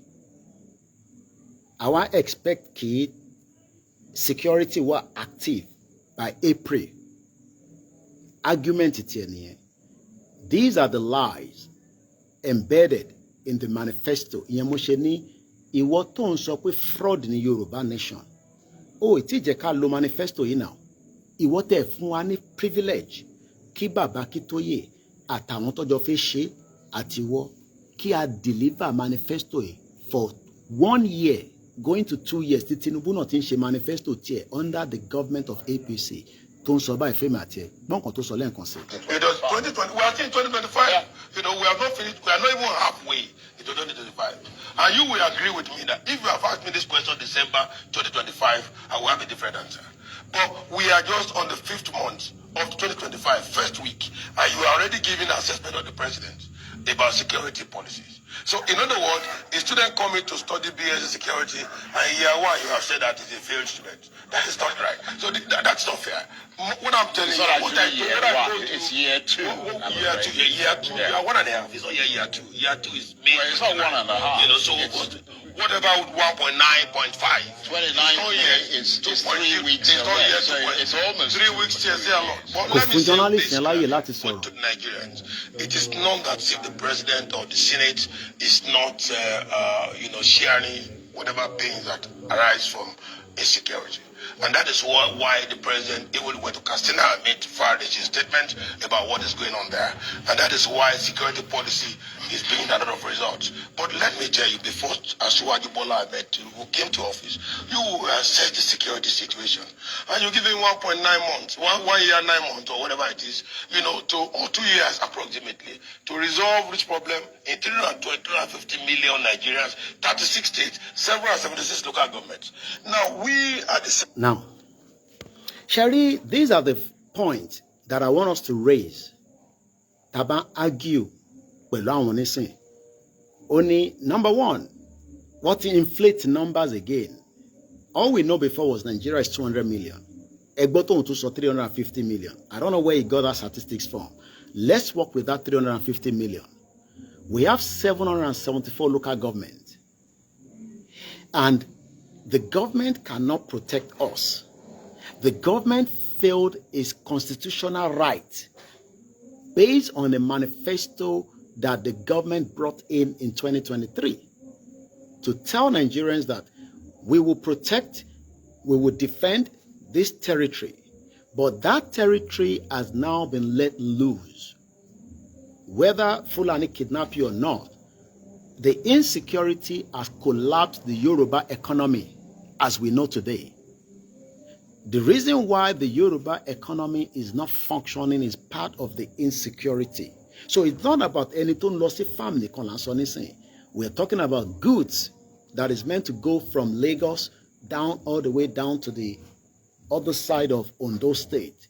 Cannot get there as it used to be due to the insecurity. So when Senator Ibrahim Jimoh argue with 2 years is not enough for Tinubu to protect us. Now, it shows that a manifesto that the APC presented was a fraud. So, still ní right láti máa sọ pé Yorùbá nation tí wọ́n gbé dání yẹn pé fraud ni, Yorùbá nation tí wọ́n ṣe yẹn pé kò ní any iota of truth. Because we have not run a government yet, but we are hoping to run a government anytime when the appropriate time. And I'm trying to be very careful with my words because declare Yoruba nation. What we are saying is that the rally is the next stage, and that is what is going to happen. The next stage is we have done many stages in this movement. We have done a lot of consultation. Release press statement. They can't do it because they would automatically be disrespected more in Yoruba land. So because I would tell Baba Akintoye to release the information to the public. Ọba tó níwọ̀n gbọ́ pé wọ́n ń ṣe Yorùbá nation ẹni Koiki sọ pé kó jáde nínú statement pé èmi o ọba báyìí o gbé Yorùbá nation wá consult me.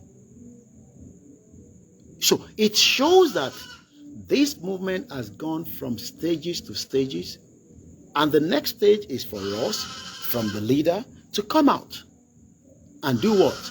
Defend that movement. So Tiyan Kabawani òun understanding màá rewind kìíní lẹ́ẹ̀kan sí without any interruption àti ní idea nǹkan tó ń sọ òun defend the manifesto APC tóun náà jẹ́ member. You know why? Mo lọ ka comment just like you will know òun ní security now. Ẹ sọ fún Senator Ibrahim Jimoh pé bí ilẹ̀ ṣe ṣúná ilẹ̀ tẹ̀tí fújù lálẹ́ yìí kì máa ní kó tẹ́ ẹni tó bá di 5 láàárọ̀ ọ̀la kó gbéra láti Abuja kó máa bọ̀ Londo State kó driver rẹ̀ kó ń ṣe pé kankan máa ṣe bó kókò driver rẹ̀ nìkan kó lè experience in tèmi àti ẹ̀ tá à experience on a daily basis kó ń ṣe gbogbo èèyàn ló ń kidnap náà kóun náà try ẹ̀ bóyá wọ́n máa wá kidnap ẹ̀ láàrin Kogi àbí nínú Ondo níbi tó ti kidnap Ọ̀jájú ni. So these individuals doesn't come home, and when they come home, even if they're going to drive down, they move with multiple security. Why important as that? Because this guy will come to UK like many of them have done in the past. And we do know that when they arrive in the UK or go to America, they don't have any security escort. You know why? Because Iluton Loyen o guarantee life one. Not that we could see problem now on Luyen, but o she fun guarantee pe to ba wole o, to ma fi jade. Ali protect yin, ali defend yin from going into the dangers. But ko mean pe awon Luyen won crime nínú be. But we are talking about the insecurity. So what I'm trying to explain to us, the importance of the document. Because all these politicians continue to defend Nigeria, knowing fully well that Nigeria failed every single one of us. And there's no point if you are still one of those that agree with such a nonsense manifesto that Nigeria will be great. Nigeria failed to be great yesterday. Nigeria, we have raised 500,000. Mo kàn fẹ́ fún yín update because àwọn tó send owó mo kàn sáré wo account yẹn nítorí wá fẹ́ KOIKI update our money. We have raised 500,000 of the money we are looking for. Again, I have not seen the receipt. I have not known who they are, but definitely àwọn tó ń gbọ́ mi náà ni. You know yourself. Èmi kọ́ lẹ́ ń ṣe fún. I am doing this for my own self and the future of the Yoruba people and my children. So, gbogbo olúkálùkù wa ló ní different role. Yes, it's not convenient for me. Ìjókòó sínú mosquito, oríṣiríṣi nǹkan láti fi para pé kí mosquito má bàa jẹ mí. It's normal. Kí n tó travel dé mo ti ra gbogbo àwọn kan yẹn wá. But what about those that doesn't have the same as ẹlòmíì ò lè tán coil? Coil lẹ́rìn tó ń lọ ní àtàrọ̀ nísìn. Coil ni. Ẹlòmíì ò lè tán coil because ó ti wà expensive. Coil lè tẹ̀ ń wò yìí. Bó ṣe jẹ́ coil yìí, o lè máa wò pé kí ni mo wọ̀ sọ́wọ́, mosquito ni. In tí mo wọ̀ sọ́wọ́ yìí, UK ni mo ti mú wá. Bí mosquito bá ṣe ń súnmọ́ mi báyìí tó bá ń gbọ̀run á máa sá. How many of our people can? This is why we are saying that we have the privilege. I can live in Africa for many months and I will má dé lo anti-malaria. Má dé padà. Kò mí pé mosquito ò ní jẹ mí. But the chances pé kí mosquito tó jẹ mí, wò, èyí tí mo ti fi nu ara, òun lélẹ̀. Mo kàn túmọ̀ ọmọ gbèsè gbẹ mi ni. Mosquito. Àwọn òyìnbó ti sorry, when we are sitting here táwọn sọ fẹ́yìn kan pé life táwa ń gbé lọ́hùn a lè come lower to your life kò possible because many people are being beaten by mosquito. Ó dẹ̀ ń pààyàn, malaria ń pààyàn tó o bá tètè treat ẹ̀. Why am I saying all this? Àwọn tó ti stage débi pé eléyìí nísìnyí akọ̀ fi inú ẹsẹ̀ mi. You know, he thought he spray similar because I said I want to sit outside. Ohun mi kì í jókòó síta ni. Eléyìí tí mo wọ̀ nísìn, òórùn tó ń jáde lára ẹ̀. Bí mosquito náà dà kó dúró sẹ́gbẹ̀ẹ́ mi. It is àwọn tó mọ̀ tí mò ń sọ yìí, àwọn tó wọ́n tà kò ń ṣe tó wọ́n. Tẹ́ bá lọ sí pound shop. But £1 lénìí is about 2,000 plus. That 2,000 ẹlòmíì ò tí ì rí fi jẹun. Bó dẹ̀ ṣe wà nísìn lẹ́yìn pé kí n lò tí bá ti lò tán tí bá ti wọlé nísìn wá tún yọ ọba mi pack away. How many people can have this kind of this? So when we are talking about a government that wants to work in a manifesto, let him marry. Don't let anybody fool you. Níbi tá dé lórí ìrìn àjò yìí.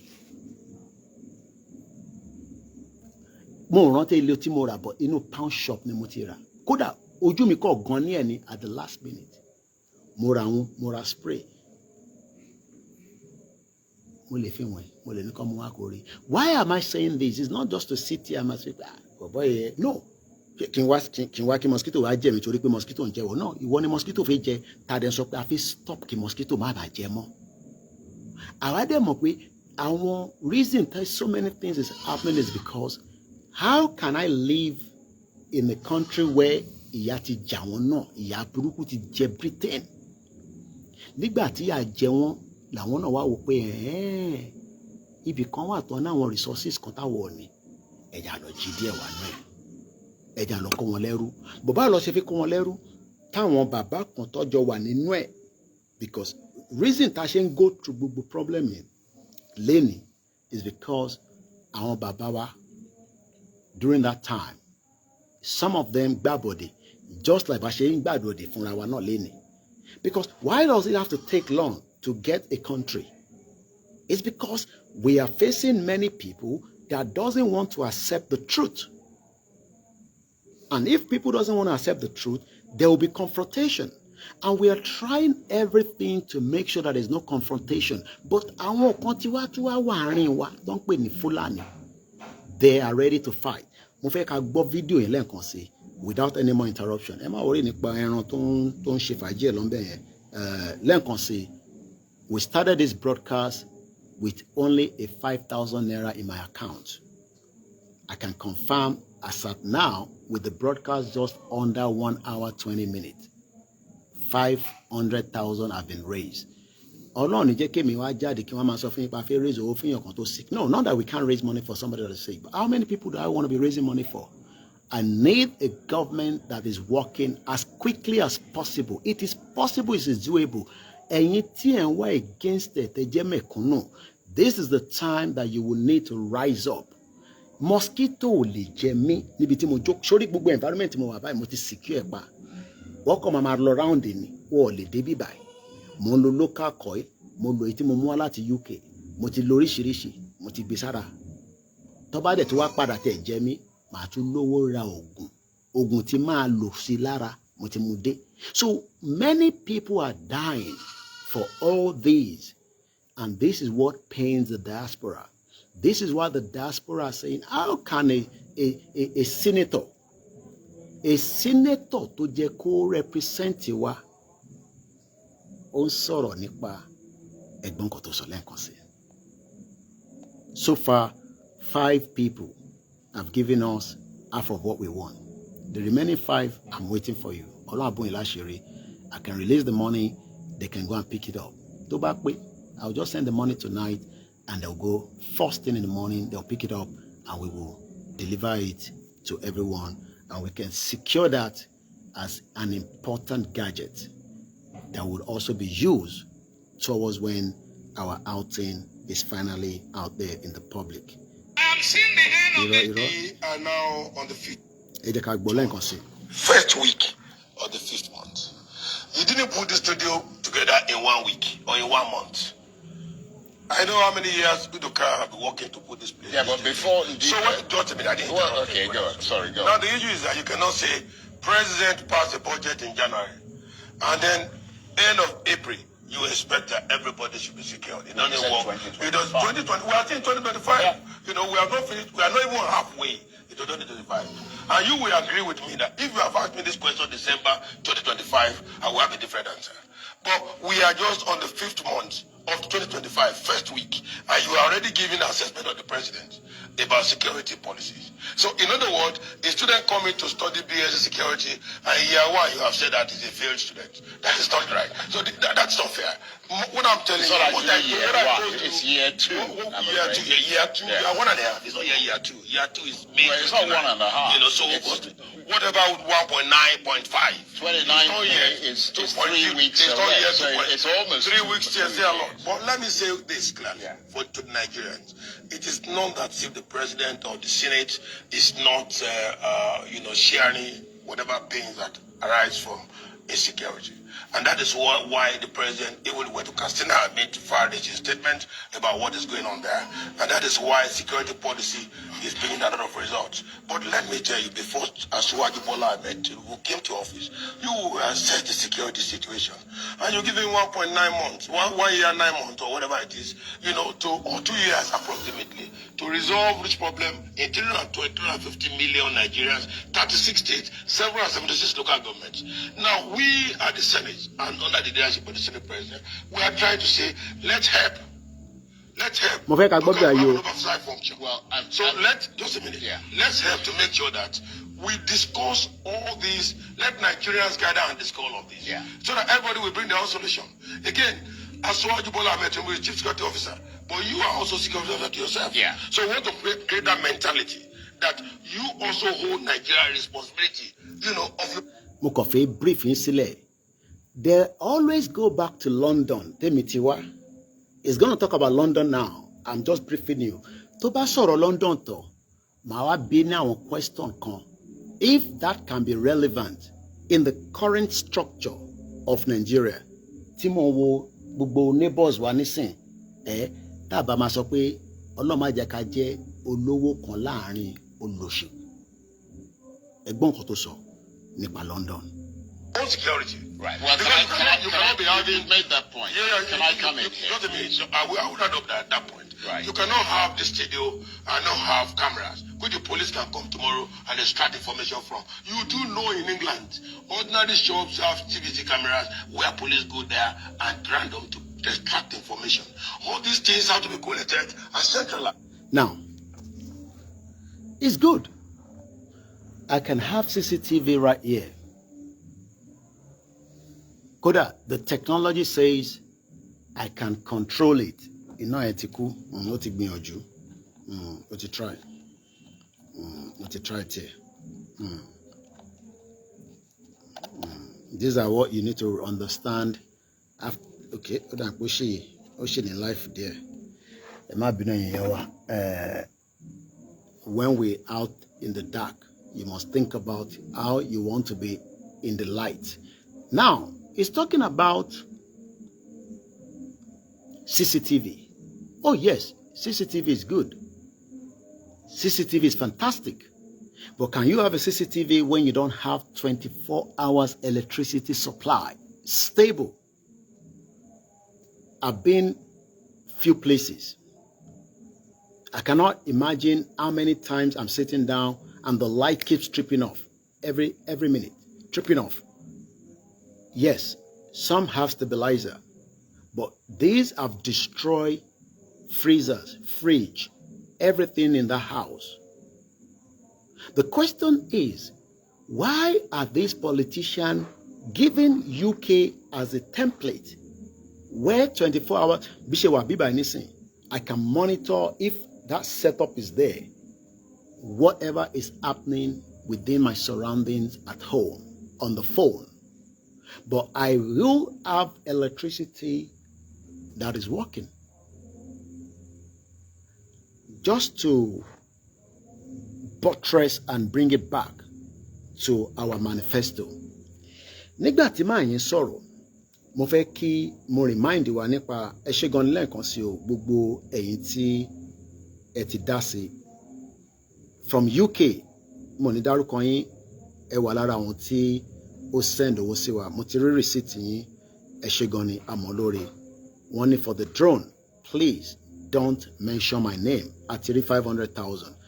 2 people have communicated. Tí bá mọ̀ yín mẹ́ta tó kù, it will be very nice. 1, 2, èèyàn márùn ṣá ló ti, okay, èèyàn mẹ́ta ni mo ti rí receipt wọn. Ẹ̀gbọ́n mi, mo lè dárúkọ àwọn Tony Ages, you know, he might not want me to mention, but èèyàn wa ni, he's in Belgium. He has also sent 100,000. He gave me money when I was coming, you know, mo dúpẹ́ lọ́wọ́ yín, mo mọ̀ lóore, and we are very grateful. Àwọn méjì tó kù ní Koiki, don't mention my name, leave it like that. So mo dúpẹ́ lọ́wọ́ ẹ̀gbọ́n mi yẹn, he has sent his own, and we are very grateful once again. Now, let's remind us about this particular clip. No, not this. I take by the program.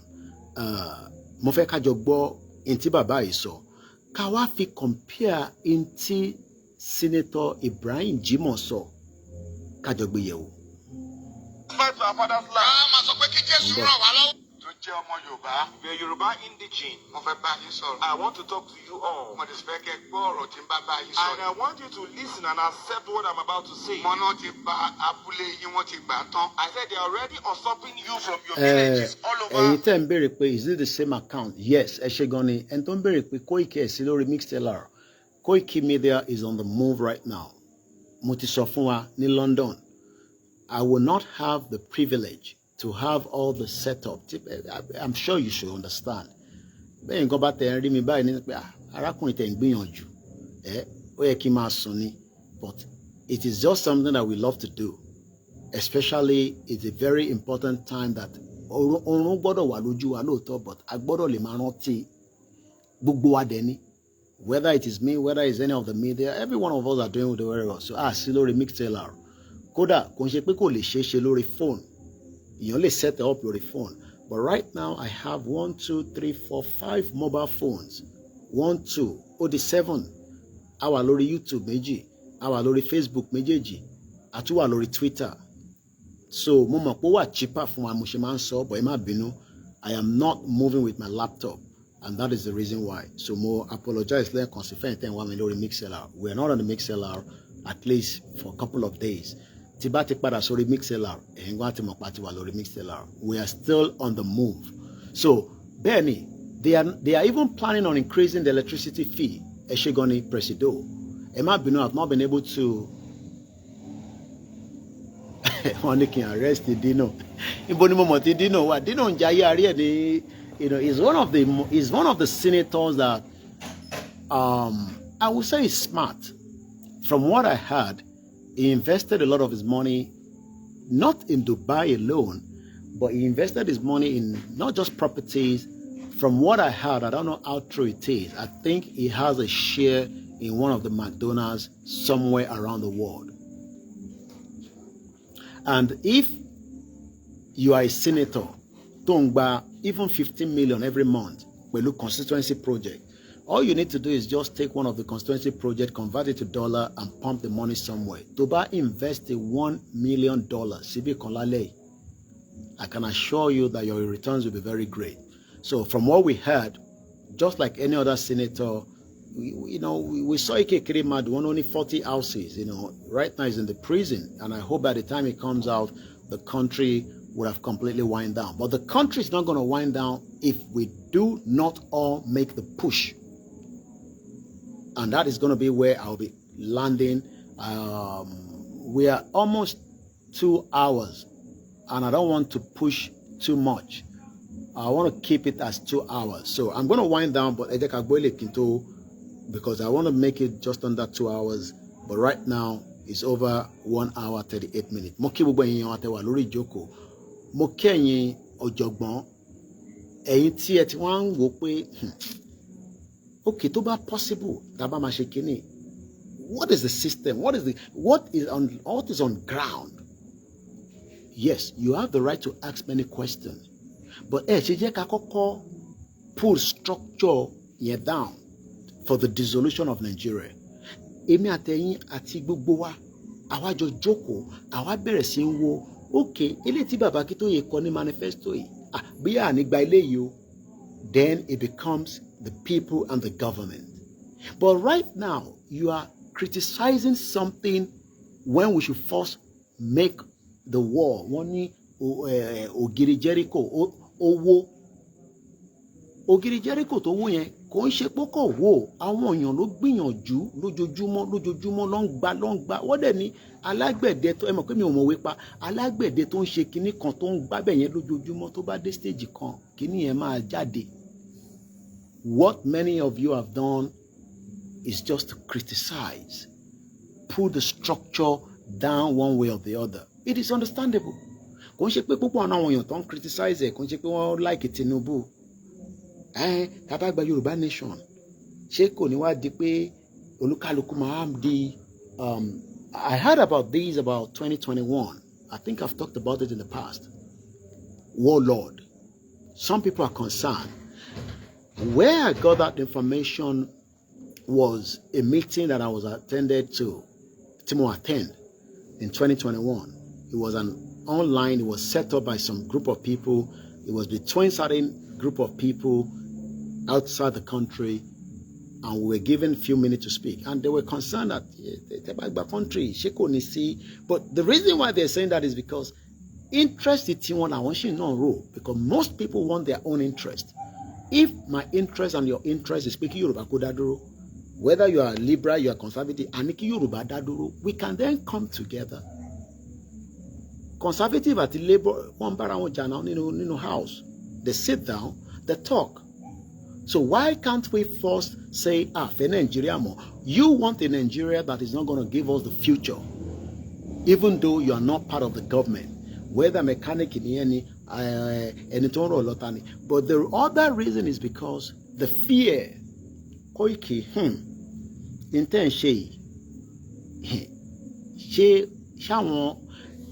we can't continue to be okay.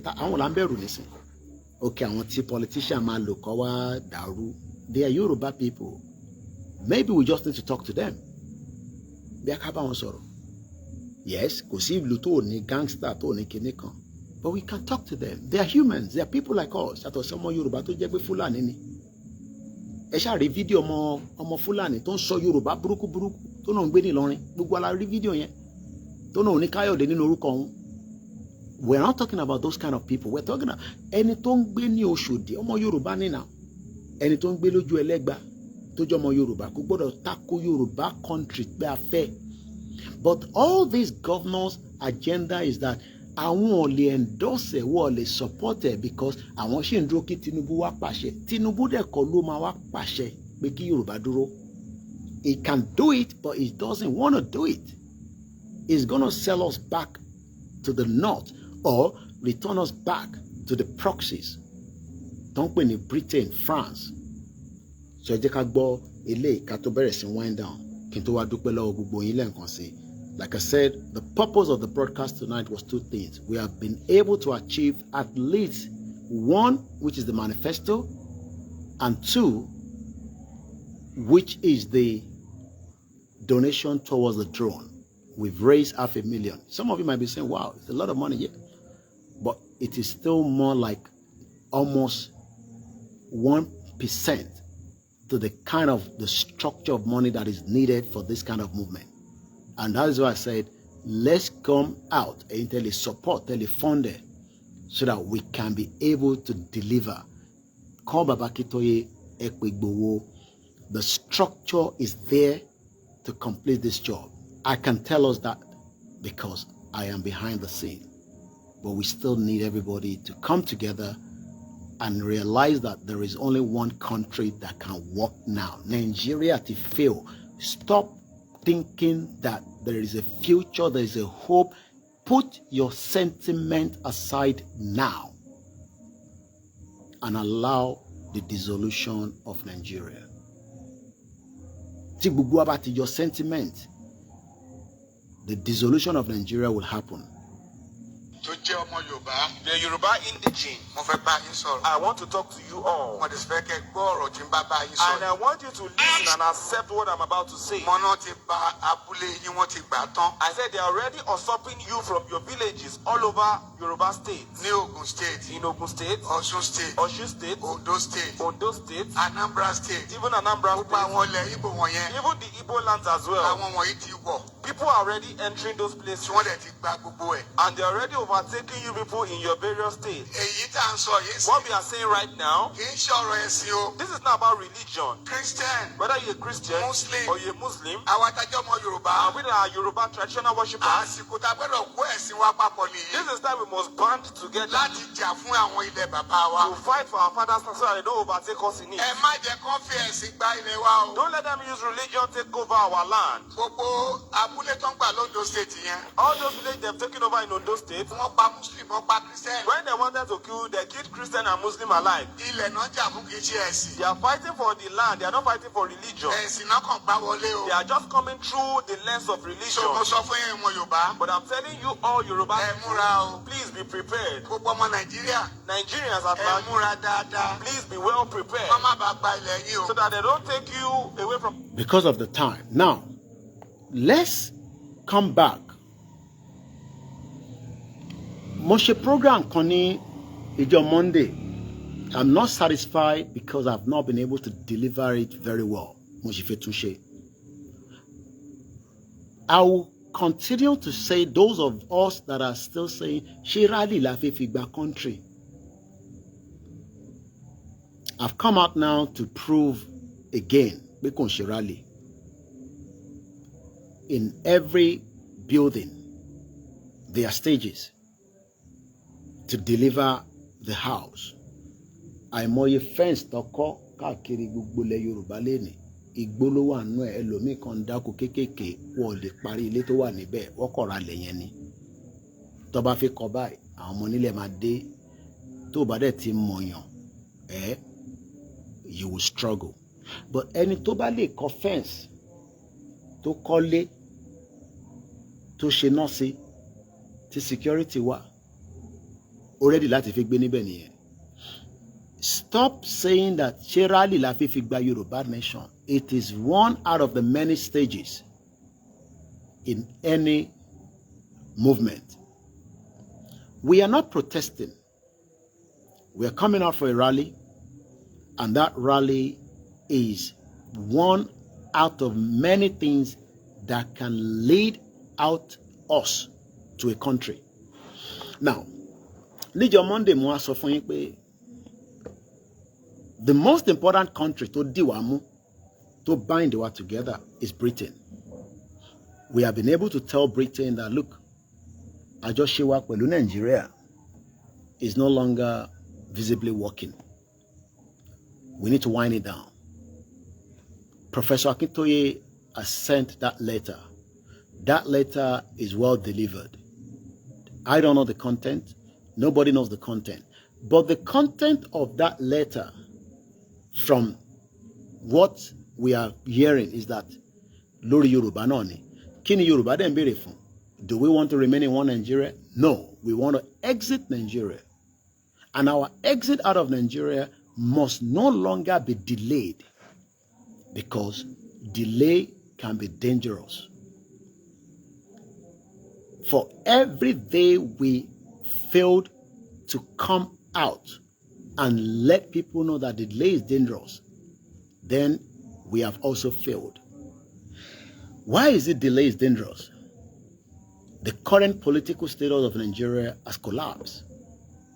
No matter what structure that they have before in the last 26 years, Tinubu ti lọ penetrate AD pẹ̀lú àwọn Fulani tó fi gbé Buhari wọlé because of his own agenda.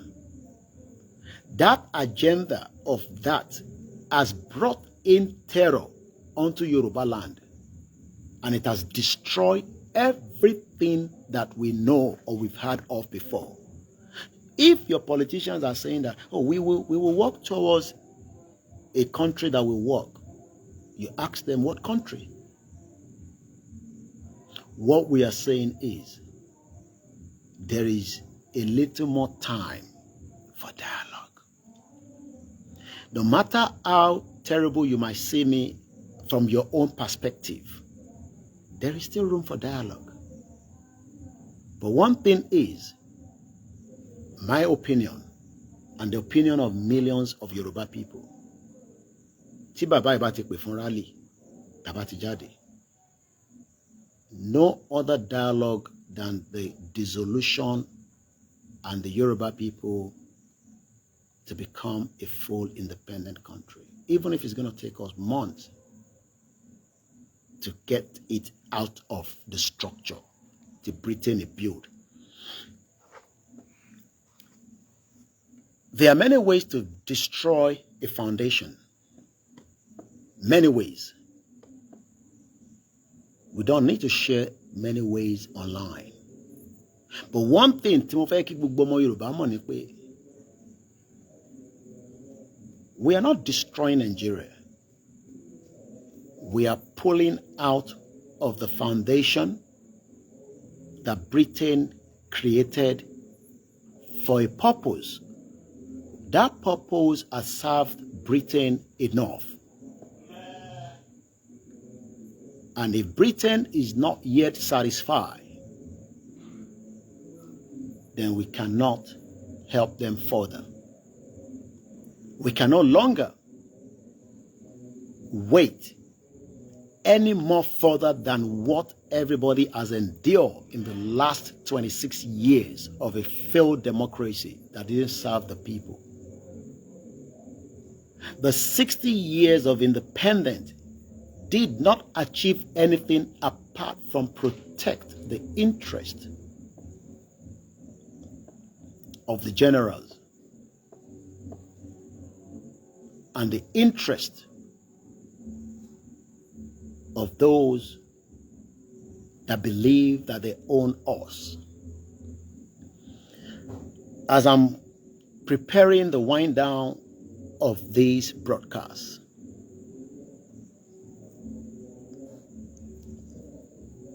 we will not listen to anybody until our quest are met. And the only quest is that the Yoruba become an independent country far away from Nigeria. Our relationship with Nigeria is no longer viable. There's a call coming in and I need to divert that call. Our relationship with Nigeria is no longer viable. We now need to work much faster. We now need to push everything that we know tí Ọlọ́run fún wa láti fi protect exit wa kúrò nínú Nigeria. Gbogbo kí nǹkan tó kálukú wa bá ní ọgbọ́n ni, ní ìmọ̀ ni, this is the time to apply it to save your people. I am doing my best, but a lè sọ pé à ń ṣe best wa tá a bá ti gba country. Má fight against àwọn alálẹ̀ Yorùbá. You can fight me, but I can assure you, you cannot defeat me. Torí pé Ọlọ́run tó ń gbé wa kalẹ̀ tá a fi ń ṣe tá à ń ṣe kò ń ṣe agbára wa. Tó bá jẹ́ pé agbára wa ni ẹ ti mú wa tipẹ́. Ọlọ́run ló ṣe àdẹ̀dúpẹ́ fún. Èmi kọ́ ló fi bá jà. You are fighting millions of Yoruba people that are saying they've had enough. A Yoruba nation in our lifetime is now do or die. Yeah. Bagba. Nigeria must not exist. So it's either you allow us to achieve it without any confrontation, which is what we are trying to avoid. Kò sẹ́ni tí ó fẹ́ confrontation, because a confrontation is not in the interest of anybody. We want to leave Nigeria, and we are determined. And I use the word we, not me. I am just one out of millions of Yoruba people tó wà nílé àti tó wà níta. Mo ń bẹ̀ yín olóṣèlú lẹ́ẹ̀kan sí. I know a lot of my people doesn't want me to. I'm begging you. Yoruba sọ pé àwọn ṣe Nigeria mọ́. This is not 1993. This is not Wete. This is not a joke. Intan Sheyonshe movie is not scripted. I don't have any script or any producer.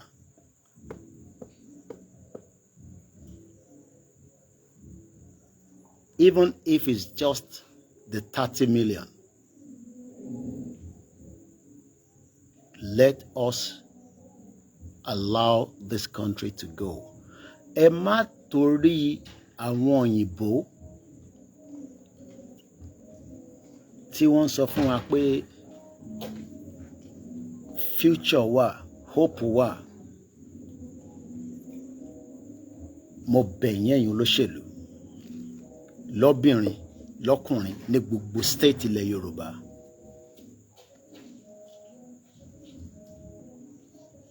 Ẹ lè defeat wa, kò ń ṣàwa Ọlọ́run ọba Elédùmarè, Ọlọ́run ilẹ̀ Yorùbá, Ọlọ́run tí gbogbo wa ń sìn. Mo ń plead pẹ̀lẹ́yìn olóṣèlú.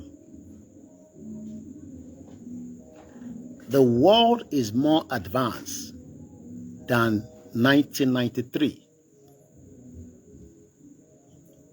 Ìjà òtítọ́ la gbé dání, but a fẹ́ confrontation. Ẹ má ní Koiki má sọ̀rọ̀ bẹ́ẹ̀ fi wọ́n lẹ̀. Ẹ sì fún mi ní privilege láti fún wọn ní this final hope that they will listen. Tí Professor Akintoye bá ti release message pé kí gbogbo ọmọ Yorùbá jáde,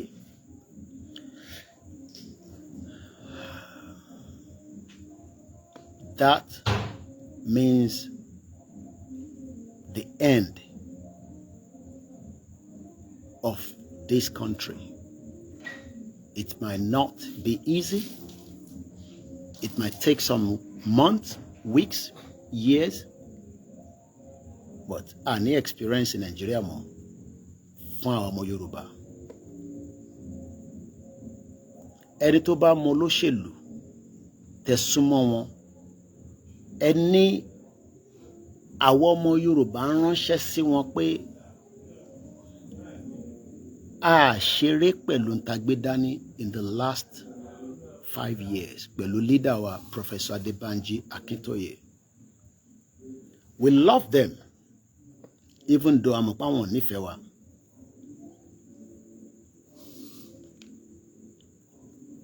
Tí bàbá bá ti sọ pé ká jáde,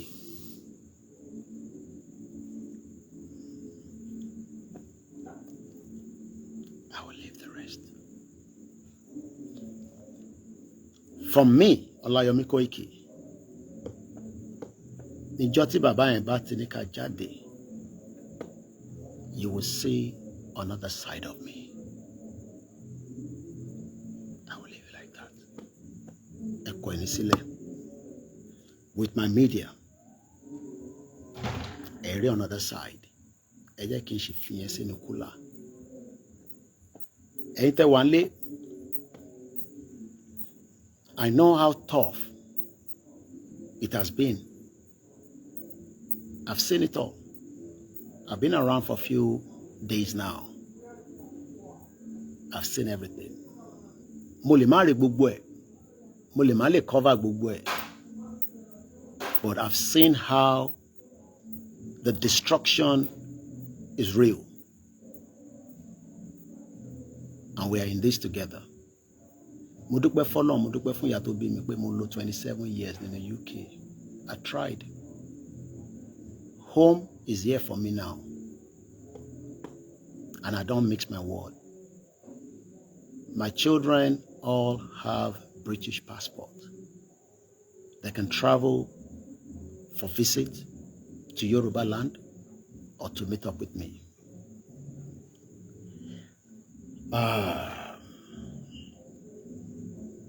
Mo sọ fún Chief in 2021 that I will stand with this movement until we'll achieve it. And I still remain on that. I am not calling myself the last man standing for nothing. I have suffered in this movement. It has taken a lot out of me. Personally. With my wives, my children. Tí bàbá ìbá ti sọ pé ká jáde.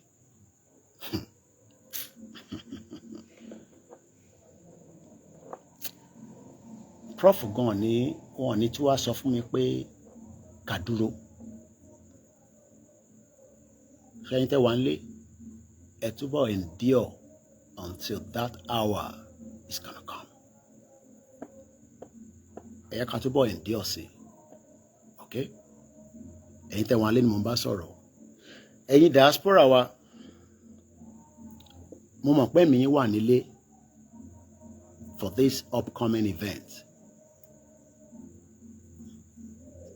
Hold on tight if you cannot make it down. Ẹ fàdúrà ràn wá lọ́wọ́. Ẹ bẹ̀ gbogbo ntẹ́ bá ní àdúrà. Ẹ bẹ̀ gbogbo tí ẹ bá ní ti tàdúrà pé ó ti ṣeé ṣe.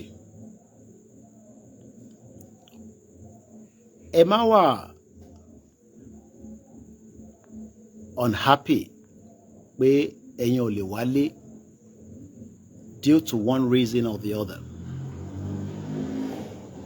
Ẹ fi ntí ẹ bá ní bí àdúrà ẹ máa fi tì wá lẹ́yìn.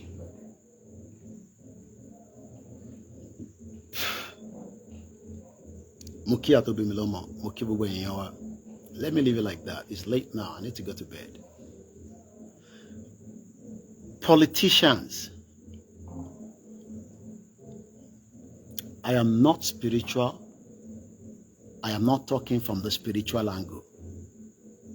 We can still dialogue. Britain will only help you.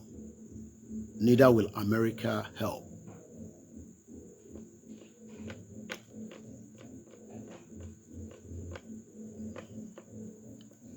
Ẹ má da ogun sílẹ̀ Yorùbá o, ẹ̀yin olóṣèlú. Ẹ má da ogun sílẹ̀ Yorùbá.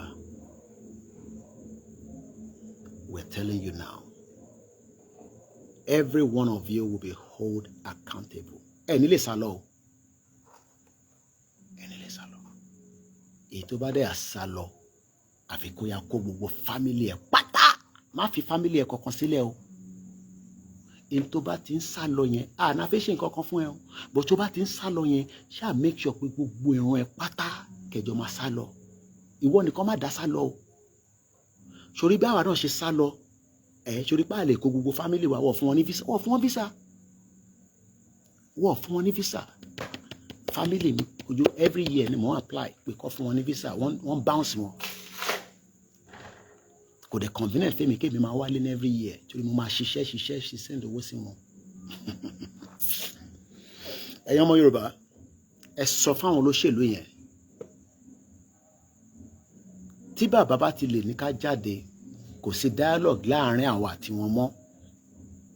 Tẹ́ ẹ̀ need láti bá wọn sọ̀rọ̀ mọ́. Ẹ jẹ́ ká filẹ̀ bẹ́ẹ̀. Torí pé ẹ̀yin àgbàlagbà náà lè máa ń sọ pé Kóìkì ó ti lè sọ̀rọ̀ ju ẹlẹ́nu já wáyà nìyẹn. Ìwọ ìfìdí tó kù lẹ̀. A máa ṣe M1 fún gbogbo yín. M1 làjọ máa bọ́ sórí ẹ̀. Máa bèrè M1. Ó wà ní London. Mọ́tòwé ló ń pè bẹ̀. Fèrè tí wọ́n bá ti wọrí ẹ̀, wà á máa lọ títí ní ó lè gbé dé Manchester. So mo kí gbogbo ọmọ Yorùbá jẹ́ kí n máa lọ kí gbogbo èéfín tèmi náà fin ó ní time. Gbogbo nǹkan náà ló ní time. Tí bá pẹ́ sí mosquito á máa jẹ mí. So for now, àwọn tí èmi ti ń sọ pé kí n wind down, kí n wọlé kí n wá sùn. Ẹ má bínú pé mo lè máa wo comment mi ka gbogbo comment yẹn. Yìí tí bá parí program, máa padà wá kà. Mo kí gbogbo yín lẹ́ẹ̀kan sí. Mo kí gbogbo yín medias wa, mo rí brother mi, mo kí ẹ nílùú Ìbàdàn. Má jẹ́ ń dárúkọ ẹ torí wá ní ṣóòṣì jẹ́wọ̀ nìkan ni mo fi dárúkọ láàrin gbogbo àwa táwa bíbá. Ẹ jẹ́ kí n wo balance wa ká tó máa lọ sùn. Tílẹ̀ bá mọ́, like I said, aago mọ́kànlá ti lò no 2300 hours because 24 hours clock ni mò ń lò bẹ́ẹ̀ tó ṣe wà ní London. Just one more update lórí iye tá a ti gbà so that ká tó lọ. Ó sì dúró lórí 500,000. Èmi náà ní 5,000 kan níbẹ̀. So mo kí gbogbo ẹlẹ́ǹkan sí. Mo kí gbogbo ẹ̀yin tí ẹ̀yin 5 people. Ẹ̀yin tó kù kò ń ṣe pé ẹ fẹ́ ṣe bùkátà pọ̀, we understand. Wàá dúpẹ́ lọ́wọ́ yín. Ẹ máa fàdúrà ràn wá lọ́wọ́. Gbogbo tólúkálukú bá mọ̀ ní stage tàdé ẹ sà. We are coming out for the rally. Ẹ rí pé mo rẹ́rìn. We are coming out. we're just waiting. Push Baba. Àwa kàn dúró ní báyìí kí Baba dẹ̀ dá wa lóhùn. That's all. Oran Ayọ̀lá máa sùn. Màá sọ fún ìyàwó mi what I dreamt of overnight. Mọ́jú èní. Bí òun á lè ní understanding it. And if it's something I can share online tomorrow, I will share. If otherwise, tabaniko necessary, I will leave it to myself. Okay? I'll leave it to myself. Good night. This is KOIKIMEDIA, bringing the world closer to your doorstep. Oran Ayọ̀lá máa sùn. Ẹ fọkàn balẹ̀. Last man standing. Ló wà nílẹ̀. Ilẹ̀ Yorùbá dùn gan. Ẹbí ṣe ń yanra sílẹ̀. Ó dàárọ̀.